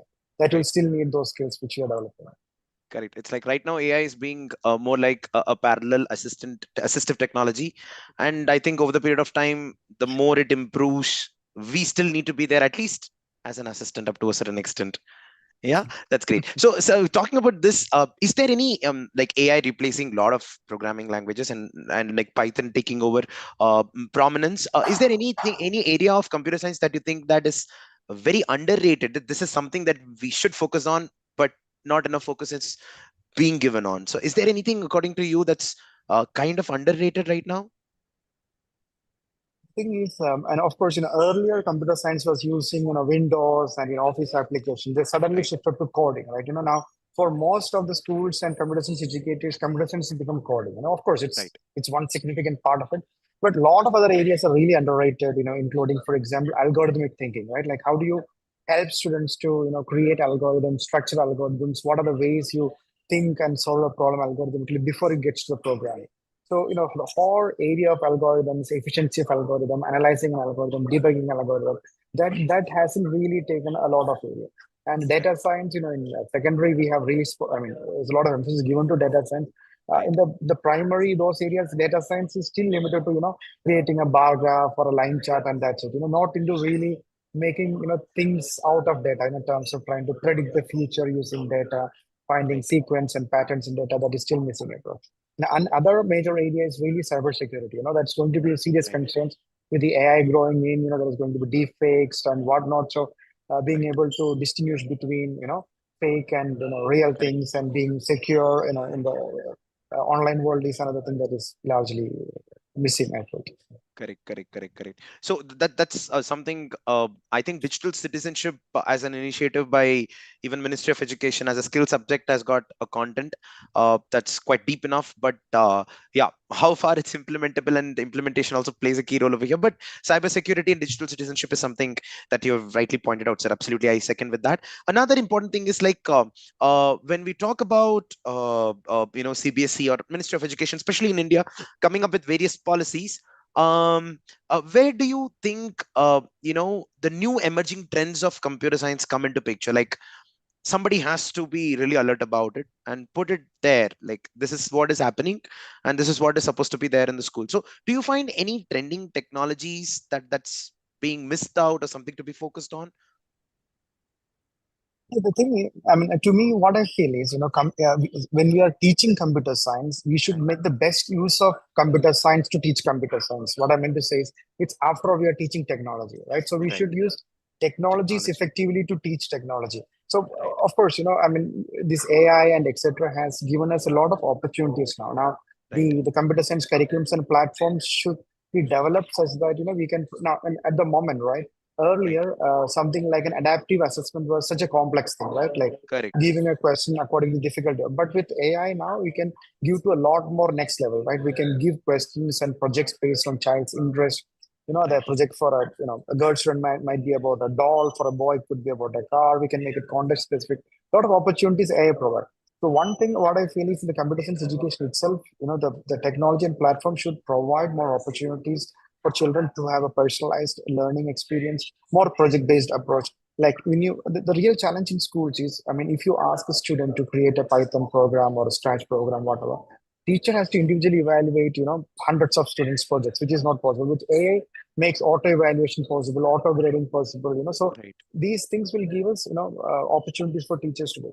And computer science particularly is an area which is continuously evolving. In fact, many of the traditional international publishers, particularly American publishers, they don't even publish for computer science. The reason being that for them, publishing a series of course would take like 4 to 5 years. And most of this computer science get obsolete by that time, right? Like 5 years is a very, very long time in computer science. And that gap of obsolescence is becoming shorter now. Like every year you have something altogether.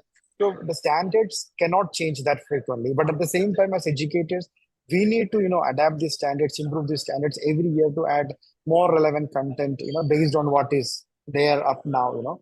Every few months you have a new thing coming up, right? Earlier it was just a chatbot. Now you can create images. Now you can create videos and whatnot. So yeah, it's a for computer science education. I feel it's like it's an always job of learning as well as teaching. Should go hand in hand to be updated and to be up to date. Absolutely. So finally, coming to the last point with you, Dipal sir, and quite an insightful areas. I think somewhere your expertise and people like you travel and find informations need to communicate to the people who are responsible for creating policies. So there are some policymakers present in the session. So would you do you have any suggestion to the policymakers stating that if this could be there, something nice could happen? So what are your inputs for a policymaker? Yeah, the policy change, I think even the previous one of the panelists also spoke about. Policy change is not something that happens equally. Almost last 10 years, major giants like Microsoft, Google, Amazon, all these people has been trying to influence US government to make a countrywide adoption of computer science. It never happened. Of course, more than half of the states have adopted computer science as a core subject, etc. But I think this change will sooner become inevitable. Irrespective of whatever job you do, computer science, basic literacy, and basic computer thinking skills are inevitable for sure.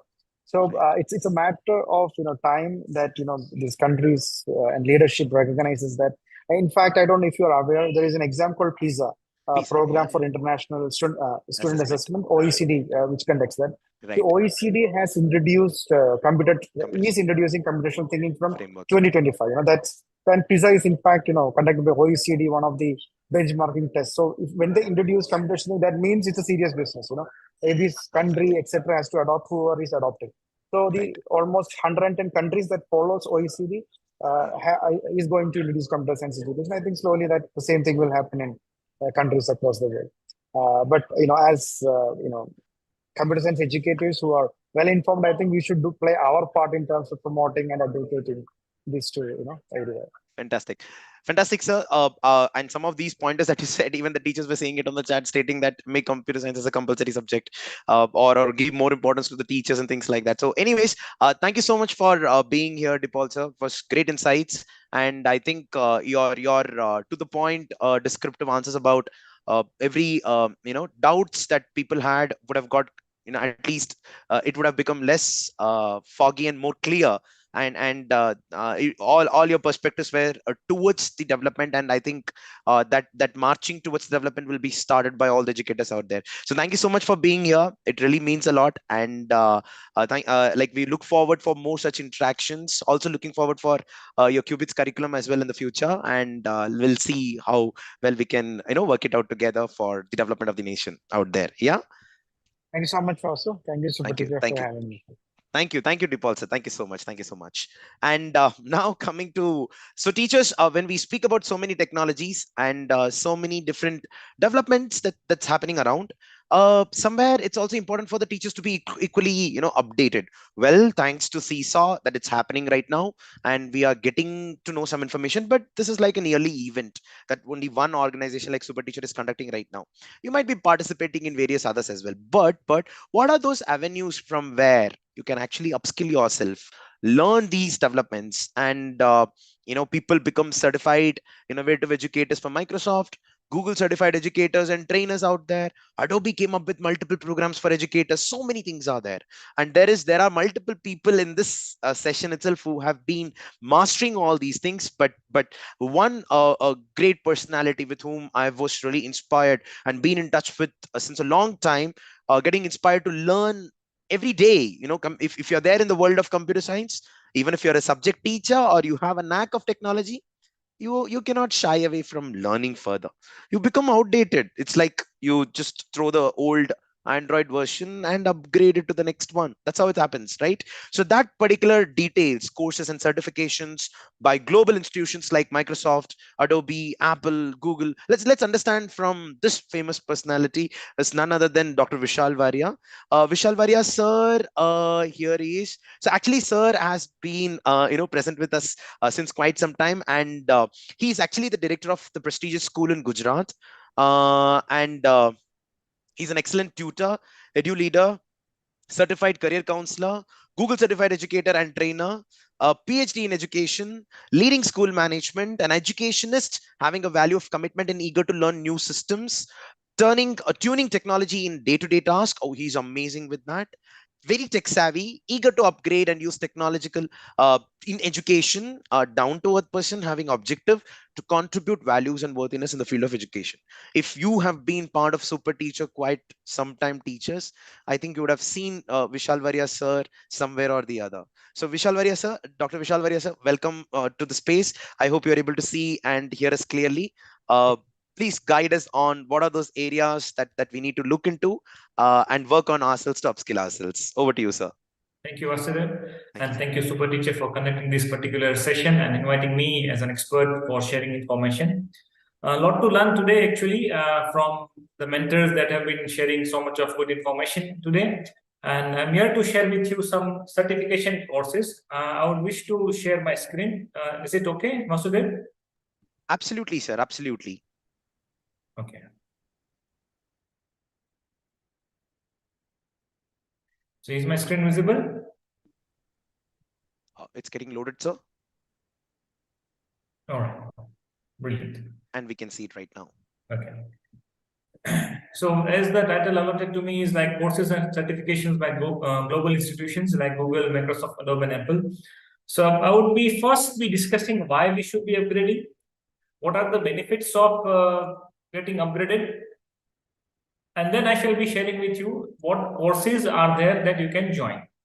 So, as said, and as we learned from, SuperTech and today's mentors, like online tech certificate courses, they will upskill you, right? So, online certificate courses are designed to provide teachers, IT admins, and computer lab personnel with necessary skills and certifications to enhance their performance in education sector.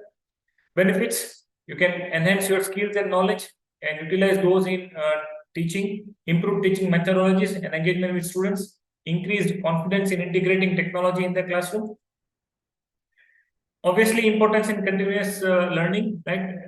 Today's teacher is not merely just like, gaining a teaching qualification like a B.Ed or an M.Ed or a PhD is going to be sufficient. You must be having various kind of certification that will add to your bouquet of teaching.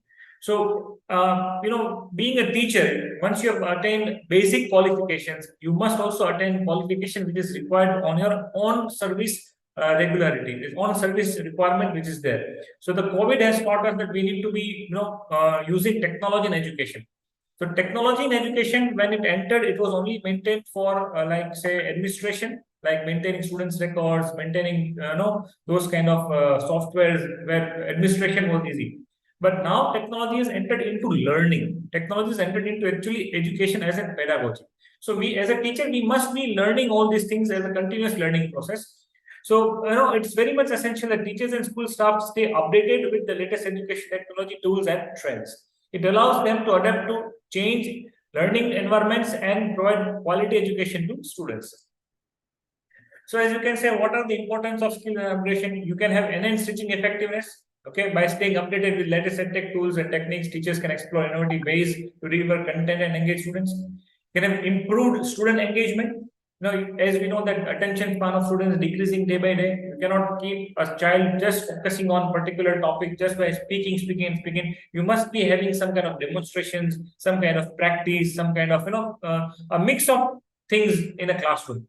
So teachers who are proficient in using education apps and online collaboration platforms can create interactive and collaborative learning experiences. So for that also you need to be learning technology or using technology. Efficient classroom management. Teachers who are proficient in using learning management systems can easily organize and distribute course materials, track student progress, and provide personalized feedbacks. Access to wide range of education resources. As you know, the internet is a very is a great resource of tools and a great resource of material, right? So if you are accessing this material, then you can also share the access to the students and you can filter those that are required as per the age group. So teachers who are proficient in using online databases, digital libraries, and education websites can easily incorporate multimedia content, interactive simulations, and real-world examples into their lessons. So this is very, very important. You have to teach in context, and this is where technology will help you. So what are the benefits to school? If the staff, attains, whether it's a regular subject teacher or a computer teacher or a CS teacher, right? So if they attain some kind of certification, what will the benefit to the school? So when teachers have necessary skills and certification in education technology, schools experience a range of benefits that positively impact student outcomes, classroom engagement, and teaching practices. By equipping teachers with the technology, with the knowledge and tools to effectively integrate technology into their instruction, schools can create a more dynamic and engaging learning environment. So it is always advisable for schools to have these kind of workshops, training sessions for upgrading and upskilling the teachers. So if the teachers are confident using technology, they can pass on this learning to the students. So here we are going to use technology to make them learn better, make them grasp better. In a way, we are going to have better learning, better grasping, and better student engagement in the class if we equip ourselves with technology.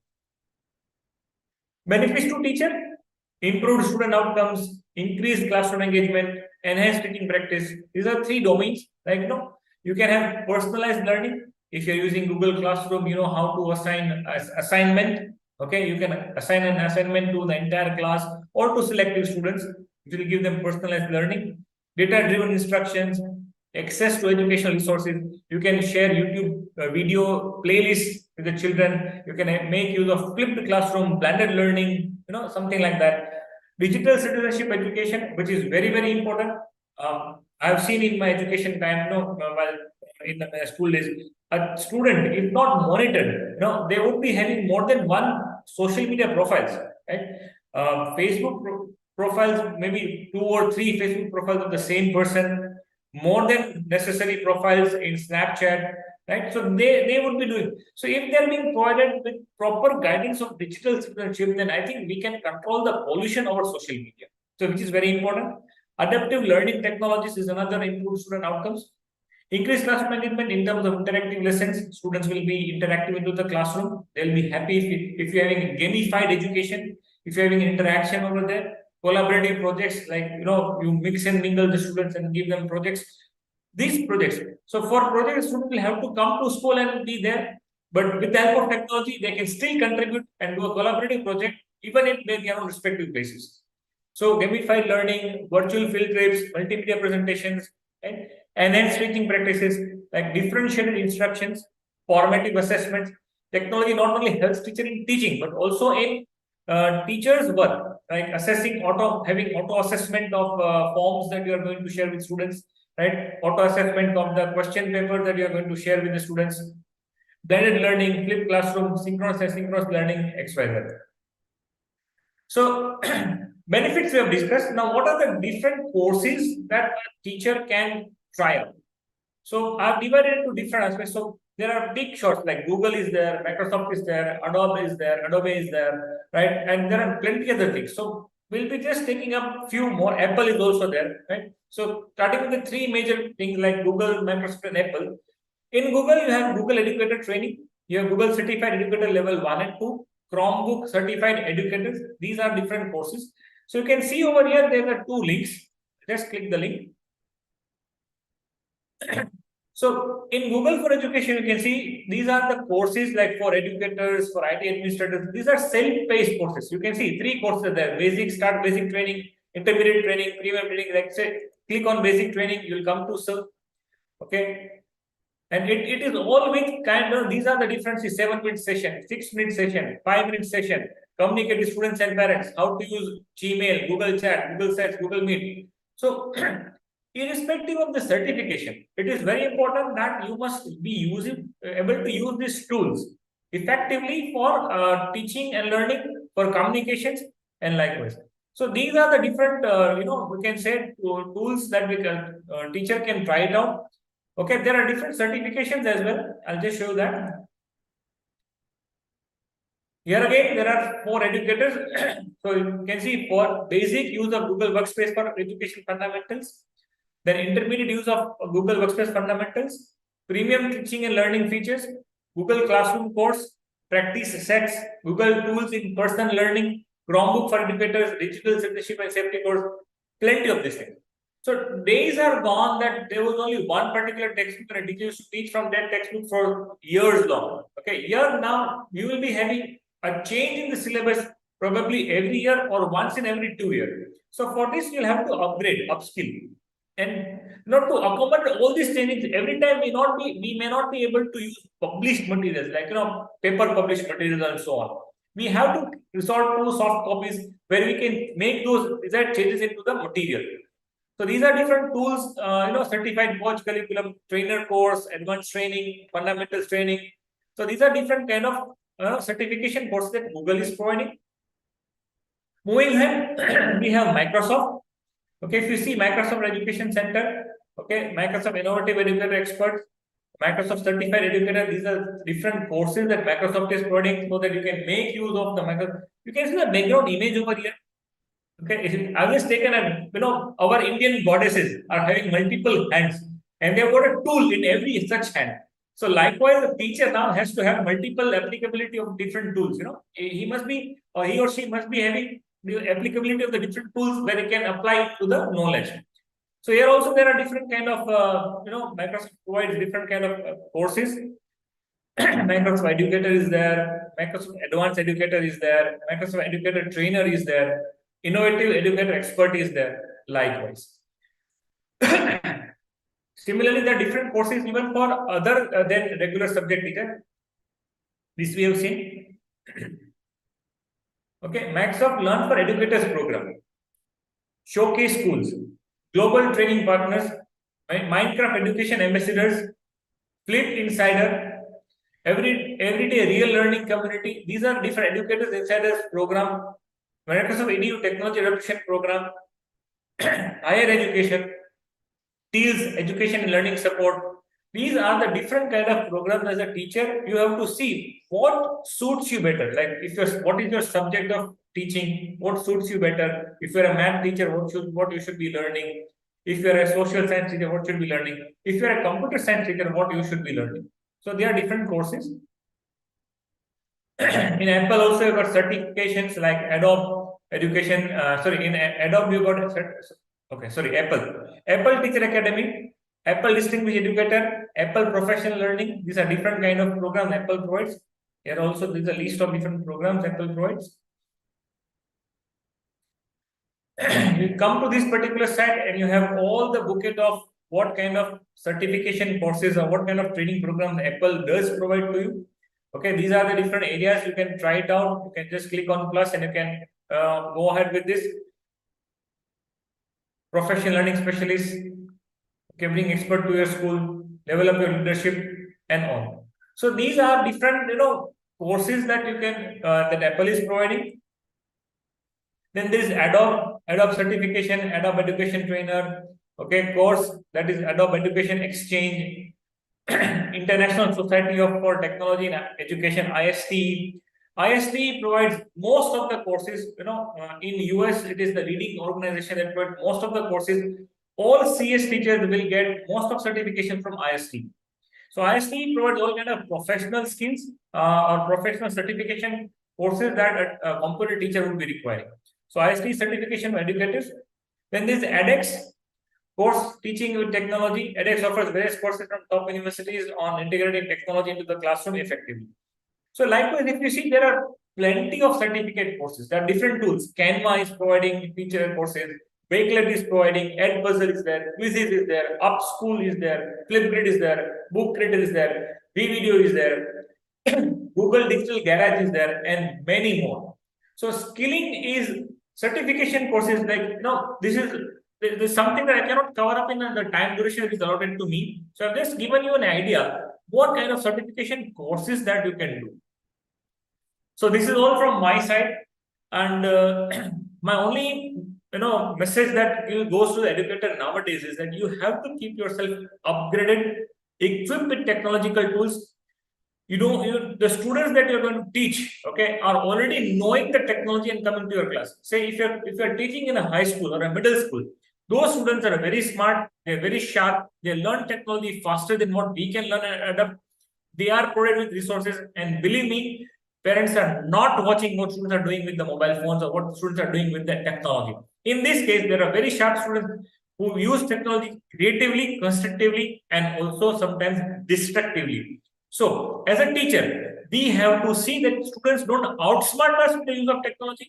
Rather, we outsmart students by using technology or teaching them to use technology in the right direction. And for this, one must adapt technology to teach into the classroom, and one must inspire students to learn, make use of technology to learn particular topics. Whiteboard is there, math board is there, plenty of tools are there. You name the subject, there is a tool. And believe me, all these tools for teachers are free. Okay. Fairly, if you go for certification, there will be certain charges for certification, which is very nominal. But as such, all these courses are free. Apart from this, CBSE provides a lot of training courses, training material, training resources. There is Swayam portal of India, which provides a lot of courses that the teacher can do. And I would suggest, not only computer courses.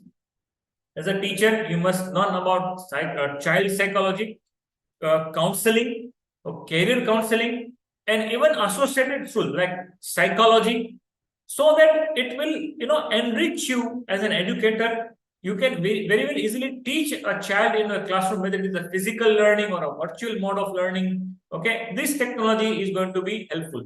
So only thing that I would like to share with you all, the educators who have joined here, or the school mentors or the school owners who are here, is that keep the educators upskilled, sharpen your skills every now and then. Try to see that every 6 months you have got one certification or one skill added to your CV. That will help you learn better, and believe me, indirectly you're going to inspire students, because the students are seeing and observing us. They are also seeing that, okay, my teacher is still learning. My teacher is still studying. If at this age, my teacher is still studying and attaining new qualification, I must also study hard and attain a better score. So you are indirectly motivating a child by, upskilling yourself. So this is something I wanted to share with you. I'm just stopping the share. I'm open to questions or open to suggestions. Vasudev, over to you. Great, great. Thank you so much, sir. As you rightly said, I mean, definitely 10 minutes of the time is definitely not the right time for sufficient time for us to discuss on various platforms from the upskilling perspective. Well, this is going to be a continuing session, sir. We'll talk about these platforms that you mentioned. We'll share the links with the team members as well, with the teachers as well. Let's see how far this could get reached. The topics and the agenda concises a lot of information in a small time, and you nicely supported that in a very simple manner, lucid manner. You were to the point. And thank you for mentioning all these organizations: Google, Microsoft, Adobe, all these leaders who are coming up with the idea of technology being in education. Otherwise nobody thought, why would Google work on education? Why would Microsoft work on education? So they know that this has to be starting from the education sector. Fantastic, Dr. Vishal Varya, as usual. Quite an insightful session at such a short time. Teachers, if you have any questions, you can please put it on the chat so that sir can answer that. And then we'll go to the last 10 to 12 minutes of our session. Anyone, any questions? You've got the links over there. Certifications is one must be focusing on now. Right. Training skills, not only certifications in terms of technology or technical education, but also in terms of education technology. Now, technology in education and education technology are two diverse things. Right. Okay. It's not only, as a teacher, you must know how to draw a diagram, how to use diagram for teaching, how to draw a chart for teaching. So there are different courses that will teach education technology. So that's a delivery mechanism. And technology and education is something what we discussed, the certification course, like what Google is doing, Microsoft is doing, Adobe is doing. So there are many such courses on SWAYAM portal. CBSE is also doing a lot of this CBSE repository is also there. One can learn from it. Plenty of things. And one only thing I would like to say that as a teacher, we'll have to be upgraded and sharp enough to train this young generation to be better citizens in future. The future doctor, the future leader, the future technologist is sitting right in front of you. Make the best effort for that particular child from your side, so that when you need their expertise, they are there to serve with their expertise to you. Thank you so much, Dr. Vishal Varya. Thank you so much, teachers. I hope you got the insights on various certifications. I think the next action item is to just get on in with one of the certification and put it on your LinkedIn probably within 1 week or 10 days. Let's see that. Thank you so much, sir. Thank you so much. See you soon again. Yeah. So now comes to the last aspect of our program for today, where we touched upon the curriculum. We understood about how computer science curriculum should look like from panel discussions with Deepal sir and now with Dr. Vishal Varya. Coming to the pedagogy part, the last part of the day, where we need to really understand, like, how can we really get it to the students? The teaching style, the creative pedagogies that roam around computer science curriculum. We might overshoot the time by approximately 10 to 12 minutes, but this is something really essential and important. And let's welcome another dynamic person coming into the picture. So Ramya Shriram ma'am has been one of the pioneers in education system. Being a teacher, she still upskilled herself. She was one of the initial trainers who completed Google certification and Microsoft certifications, and paved way by conducting multiple training sessions to various teachers across through multiple organizations, even through our schooling and even through SuperTeacher. So she's here to talk about creative pedagogical strategies, and she's a Microsoft Innovative Educator Expert, Microsoft Certified Educator, Flipgrid Guide, and a student voice ambassador. She received the National ICT Award in the year 2014. During the pandemic, she trained over 4,000 plus students and over 6,000 teachers and educators across India to empower them in the domain of educational technologies. So Ramya ma'am, I hope you are able to see us and hear us. Great. Over to you, Ramya ma'am. Please give us some guidance on the creative pedagogical and the classical pedagogical aspects of teaching computer science. Over to you, ma'am. Yeah.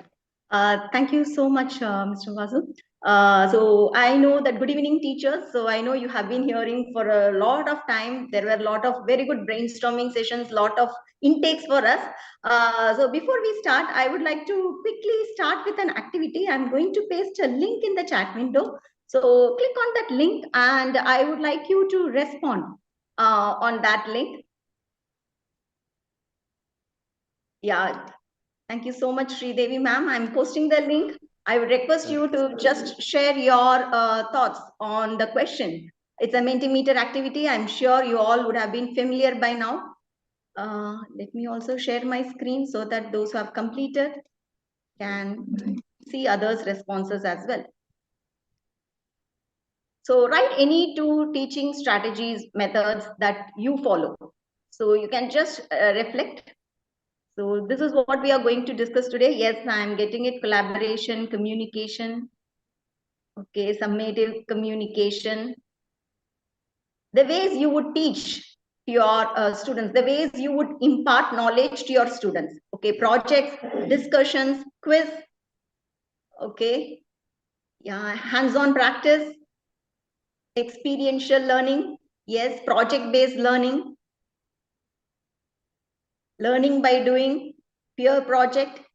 So I could see, I'm very happy to see the enthusiasm of teachers after 2 hours. I know the session is about to end, but still the kind of responses that I'm getting from the teachers, yes, through presentations, activities, okay, brainstorming, board and chalk, yeah, blackboard and chalk method, role play, experiments, blended learning, activity based, of course, beautiful.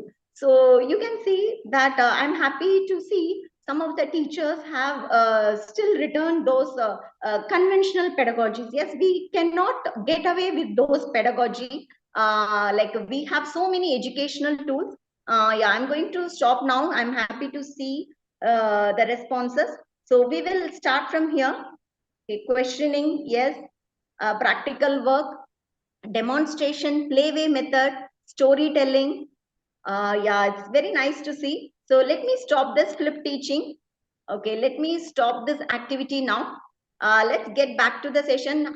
Nice to see the different pedagogical approach that we teachers follow. I hope you're all able to see my screen. Yes, ma'am.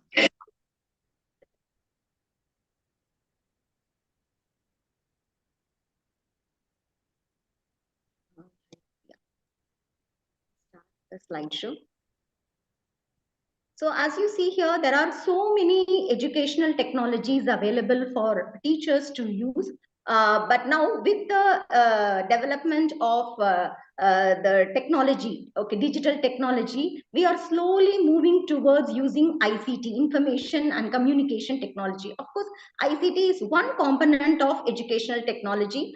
So as we are like in education 4.0, we want to make the learning engagement of students in a very effective manner. So we are slowly adopting to use artificial intelligence, machine learning, and the other emerging technologies into our teaching learning process so that the learning is more effective for students. So when we say ICT, what exactly it refers to? It refers to creation of digital information, storing of digital information, retrieving it whenever required, and making some manipulation according to our requirement and sending it to the students. And also we will be able to receive it from the students or from our colleagues. So this is what ICT refers to. Now let me give a small example. Suppose you are a social science teacher and you are visiting a place where you are seeing a beautiful monument. Then as a teacher, you definitely want your students to know about it. Then what we would usually do, we just take our mobile, we just click a pic. So the moment you have taken the picture of the monument, it means that you are creating a digital information just by using your mobile. So creating a digital information can be as simple as this.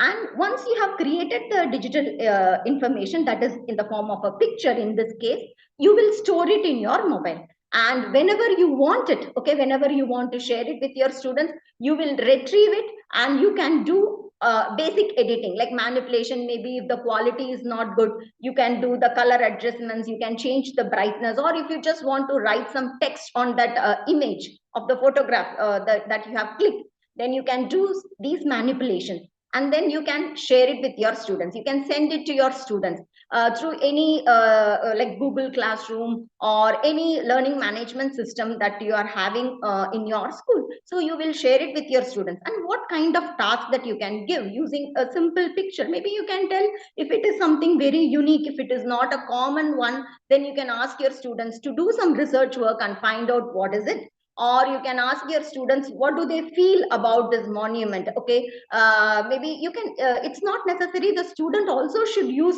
technology to do the research work. They may ask their parents, they may ask their friends or their siblings, or they can just refer books to find out what that monument is all about, and they can present their understanding or present their research work to you, which you will be receiving it. Yes, in order to use information and communication technology, internet is mandatory. Only then we will be able to send the digital information and receive the information. So this is all what you can do using ICT. So when we talk about creating a content with the ICT, it's not enough if you are just good in creating the content. You should also know how to deliver it. So we are going to discuss two models today. One is TPAC model and the other one is SAMR model.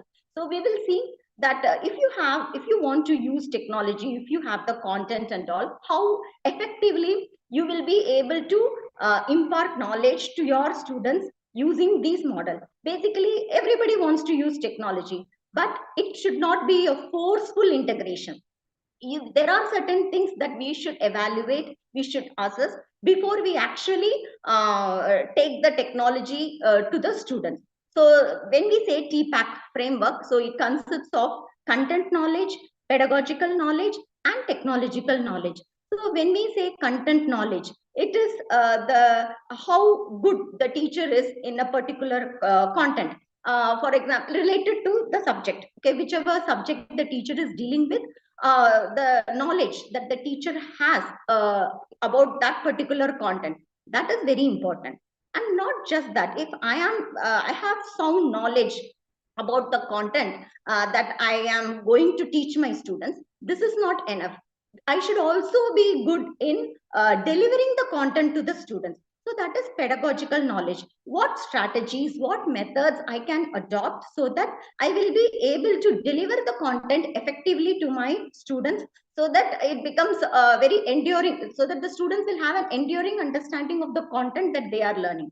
And to deliver the content, I can also make use of the technology. So I should also have that knowledge in using the technology, what kind of technology can be used, whether it is aligned to the learning objective. Sometimes with the enthusiasm that to integrate technology, sometimes we learn a new tool and we would be so enthusiastic to just like introduce the tool to the students. So without analyzing properly, we will directly take the technology to the students, which is not correct.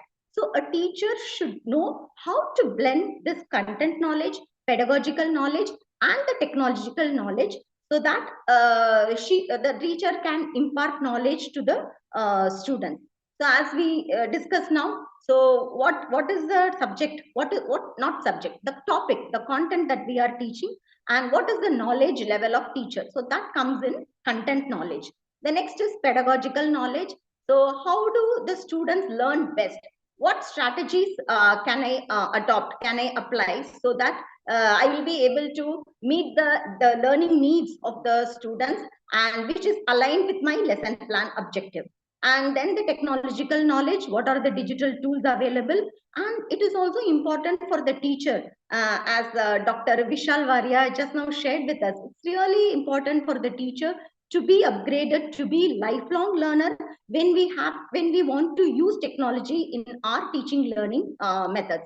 So it's really important for the teacher to be confident to use the technology to the students, which is appropriate for the lesson. So this is also very important. Now, what are the parameters that we should consider for this ICT integration. First one is the nature of the content. Every subject has got some nature, like it can be a factual content, it can be a conceptual content, and procedural content, and metacognitive content. So the teacher has to first analyze that which nature of the content that she will be dealing with. Factual means it can be a simple, what is the capital of Tamil Nadu. So that can also be, that is a factual content. So for this, just using a PowerPoint presentation also will be sufficient. When we talk about concepts, in some subjects or in almost all the subjects, there are some concepts which will be very abstract for students. As sir rightly said, like how the CPU works, what are the, how they communicate, how the different parts of the CPU will transfer the information, and how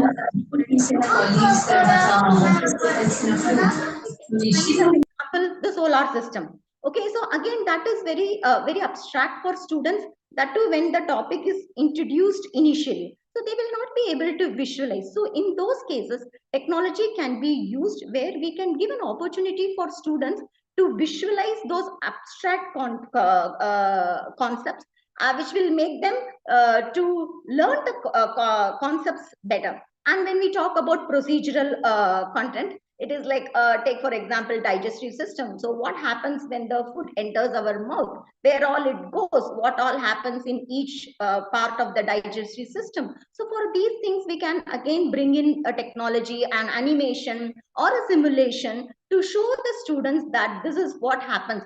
These things cannot be explained using live examples. So we have to depend on technology and explain these concepts to the students.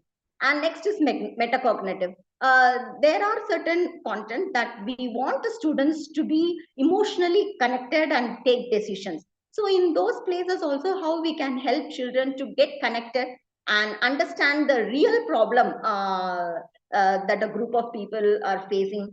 And we can also use technology for that. For example, a kind of disaster is happening in one part of India, then how can we make use of the technology to understand the situation there and to give our helping hand to them. So for all these things, technology can be used, and these are the parameters to be considered based on the nature of content. Next is context. Okay, whatever we do, okay, we do only for our students. So we need to understand the situation, the context of the learners. What is the socio-economic background of the student, and where are they from, whether they are from urban area or rural area, are they exposed to technology earlier, what kind of ICT infrastructure they have or they are used to, what is the prior knowledge that the students have, and what is the mindset of students, are they willing to use technology for their learning process. So all these things also should be assessed before we take the technology, before we do the ICT integration in our lesson plan. And the next one is technology, tools, and e-content. So we need to select an appropriate e-content for delivering our subject. So how can you, what are the criteria for selecting the e-content? First is availability. This is my requirement. Are there any tools? Are there any apps available to deliver this content? So first you have to see that. Even if it is available, is it accessible for me? Whether I will be able to access it, whether my school infrastructure is allowing me to access that, and whether my students will be able to access that even if I introduce it. So that has to be assessed. And then the reliability. Not all platforms are very secure for students to use. So as a teacher, as a computer science teacher, it becomes a responsibility for us to analyze, to judge whether a particular tool, whether a particular technology resource that we are using is reliable or not. And then the cost. Yes, if we have to purchase, if we have to pay for a year to use it, then of course we would think twice. So we can always look for some substitute, whether any open source software is available for us to use. So these are some of the criteria that we need to think when we are assessing the parameters for ICT integration in our subject. Now, what are the different forms of digital content that are available? As you can see here, mind maps, simulation, audio, video, advertisements. So these are comic strips, cartoons, animations, graphs, charts, so many digital tools. These are only some I have presented here. There are so many digital content that are available for the teachers to use, but the teacher has to properly evaluate and then use it. So for that, we can use this TPAC model. So how good a teacher is in the content. Let me check. Yeah, no.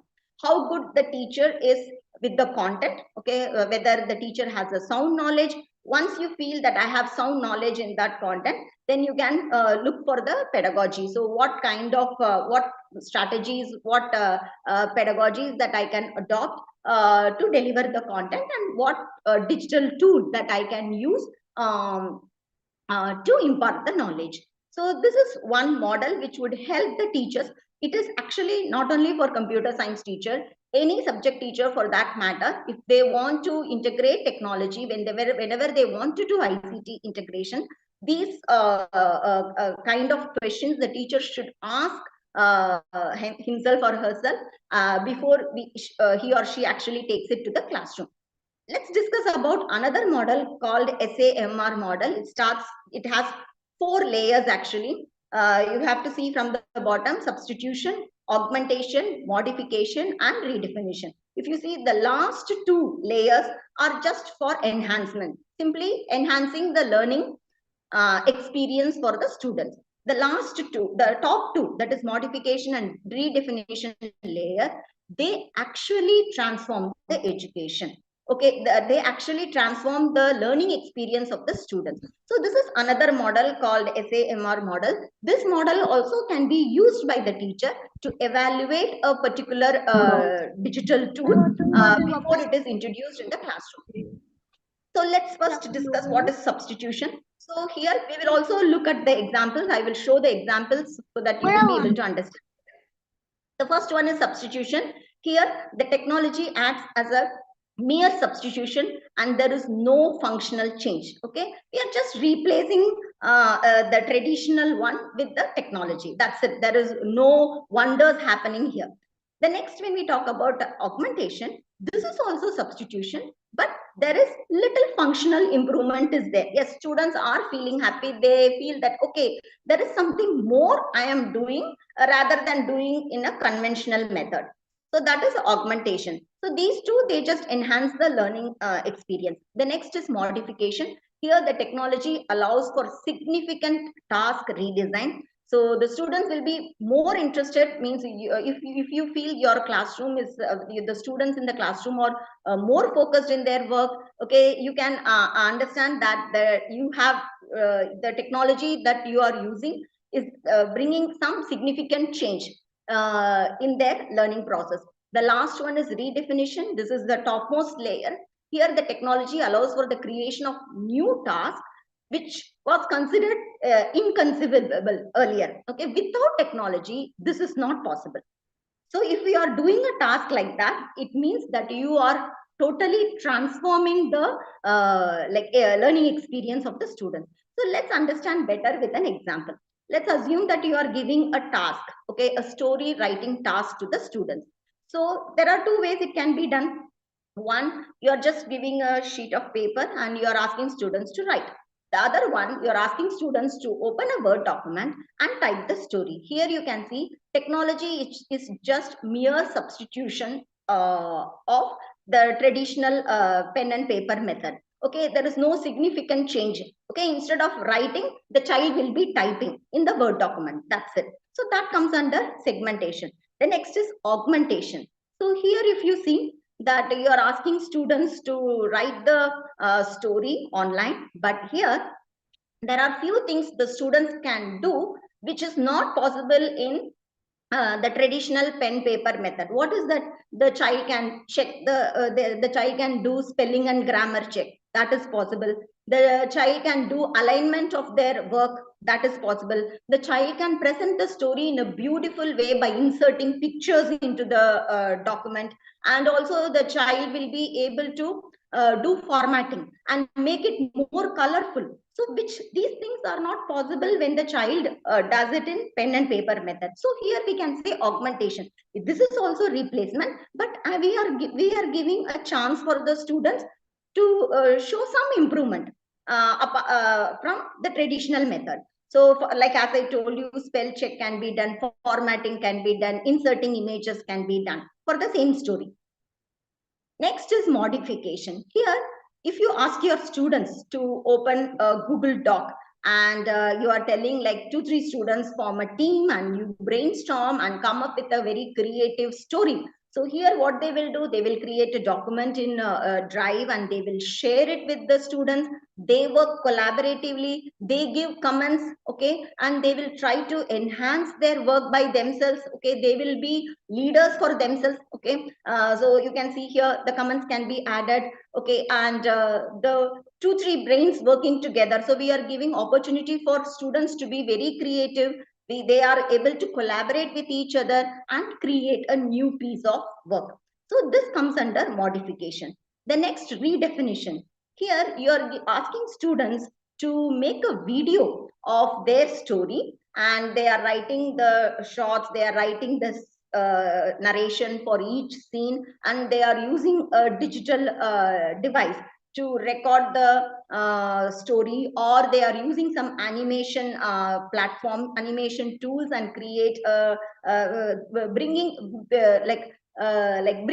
giving life to their story basically by creating a video. And not just that, they are sharing it for global audience to see, where they get feedback from different students across the world. It means that you have done a redefinition by transforming the learning experience of the students, and definitely they are going to enjoy, because the kind of work they do in this layer, they will be more happy to do it, because they know that they are going to have a larger audience for their work. It is not that they type in a Word document and save it and share only with the teacher. That is in the initial stage, that is the enhancement layer. But in the transformation layer, they know that their work is going to be like seen by the people across the world.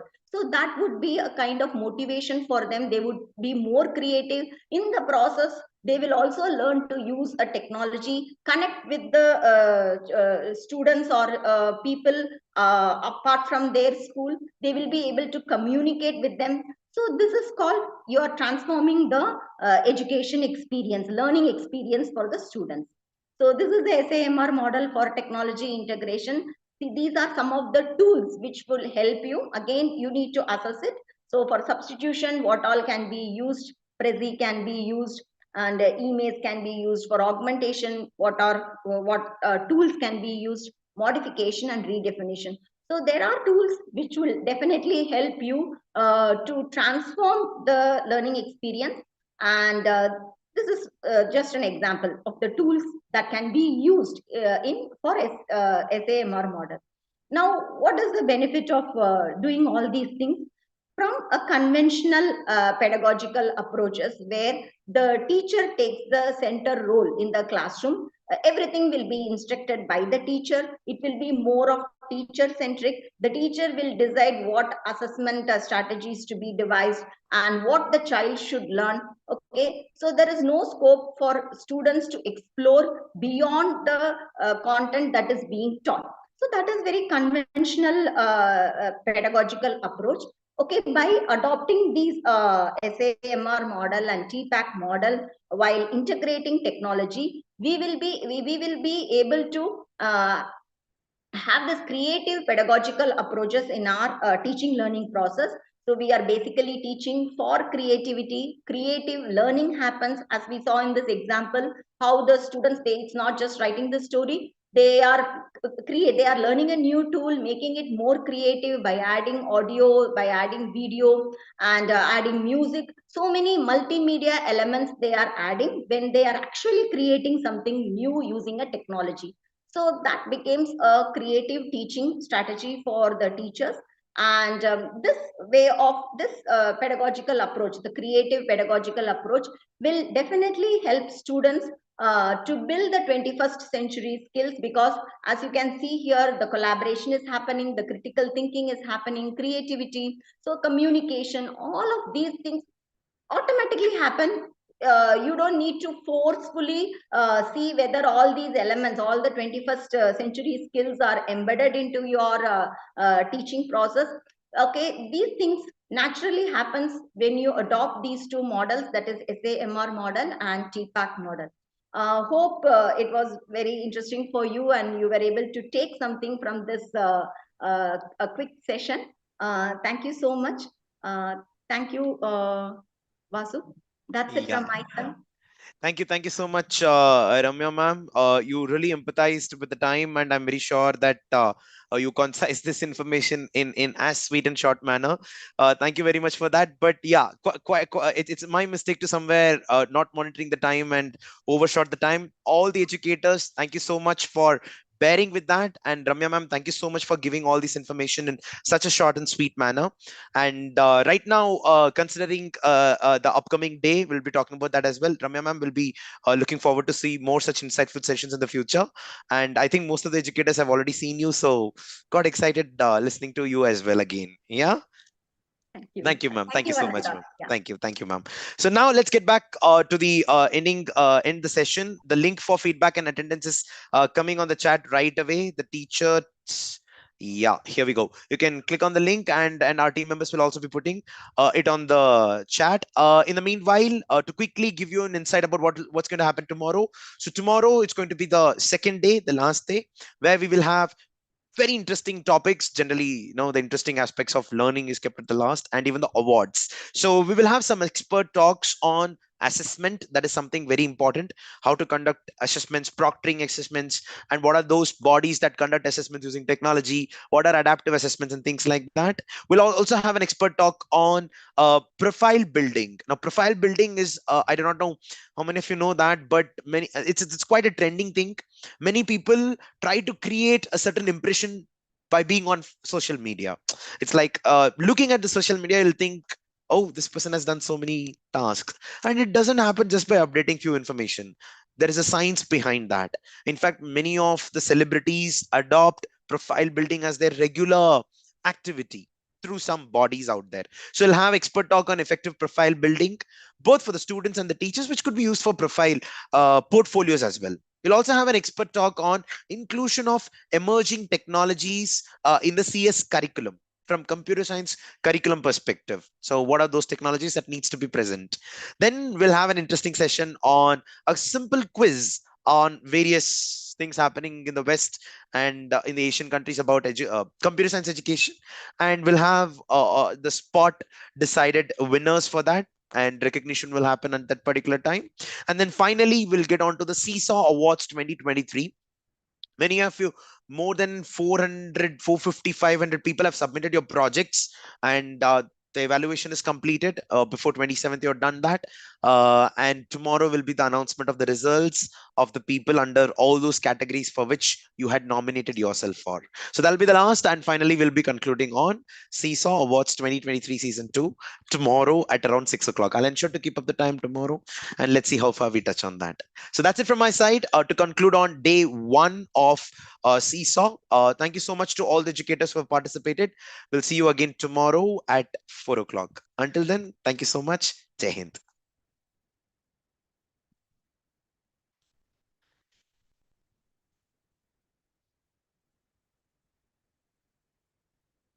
The link for the attendance is being dropped by the SuperTeacher team members. Please check on that, teachers. Thank you, Himlata ma'am. Thank you, everyone.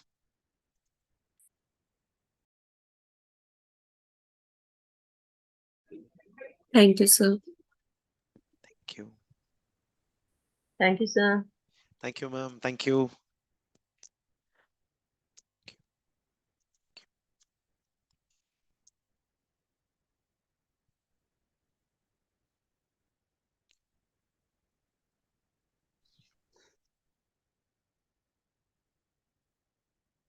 Vasudevan sir, thank you so much. Thank you, CS Singh sir. Thank you so much. Thank you.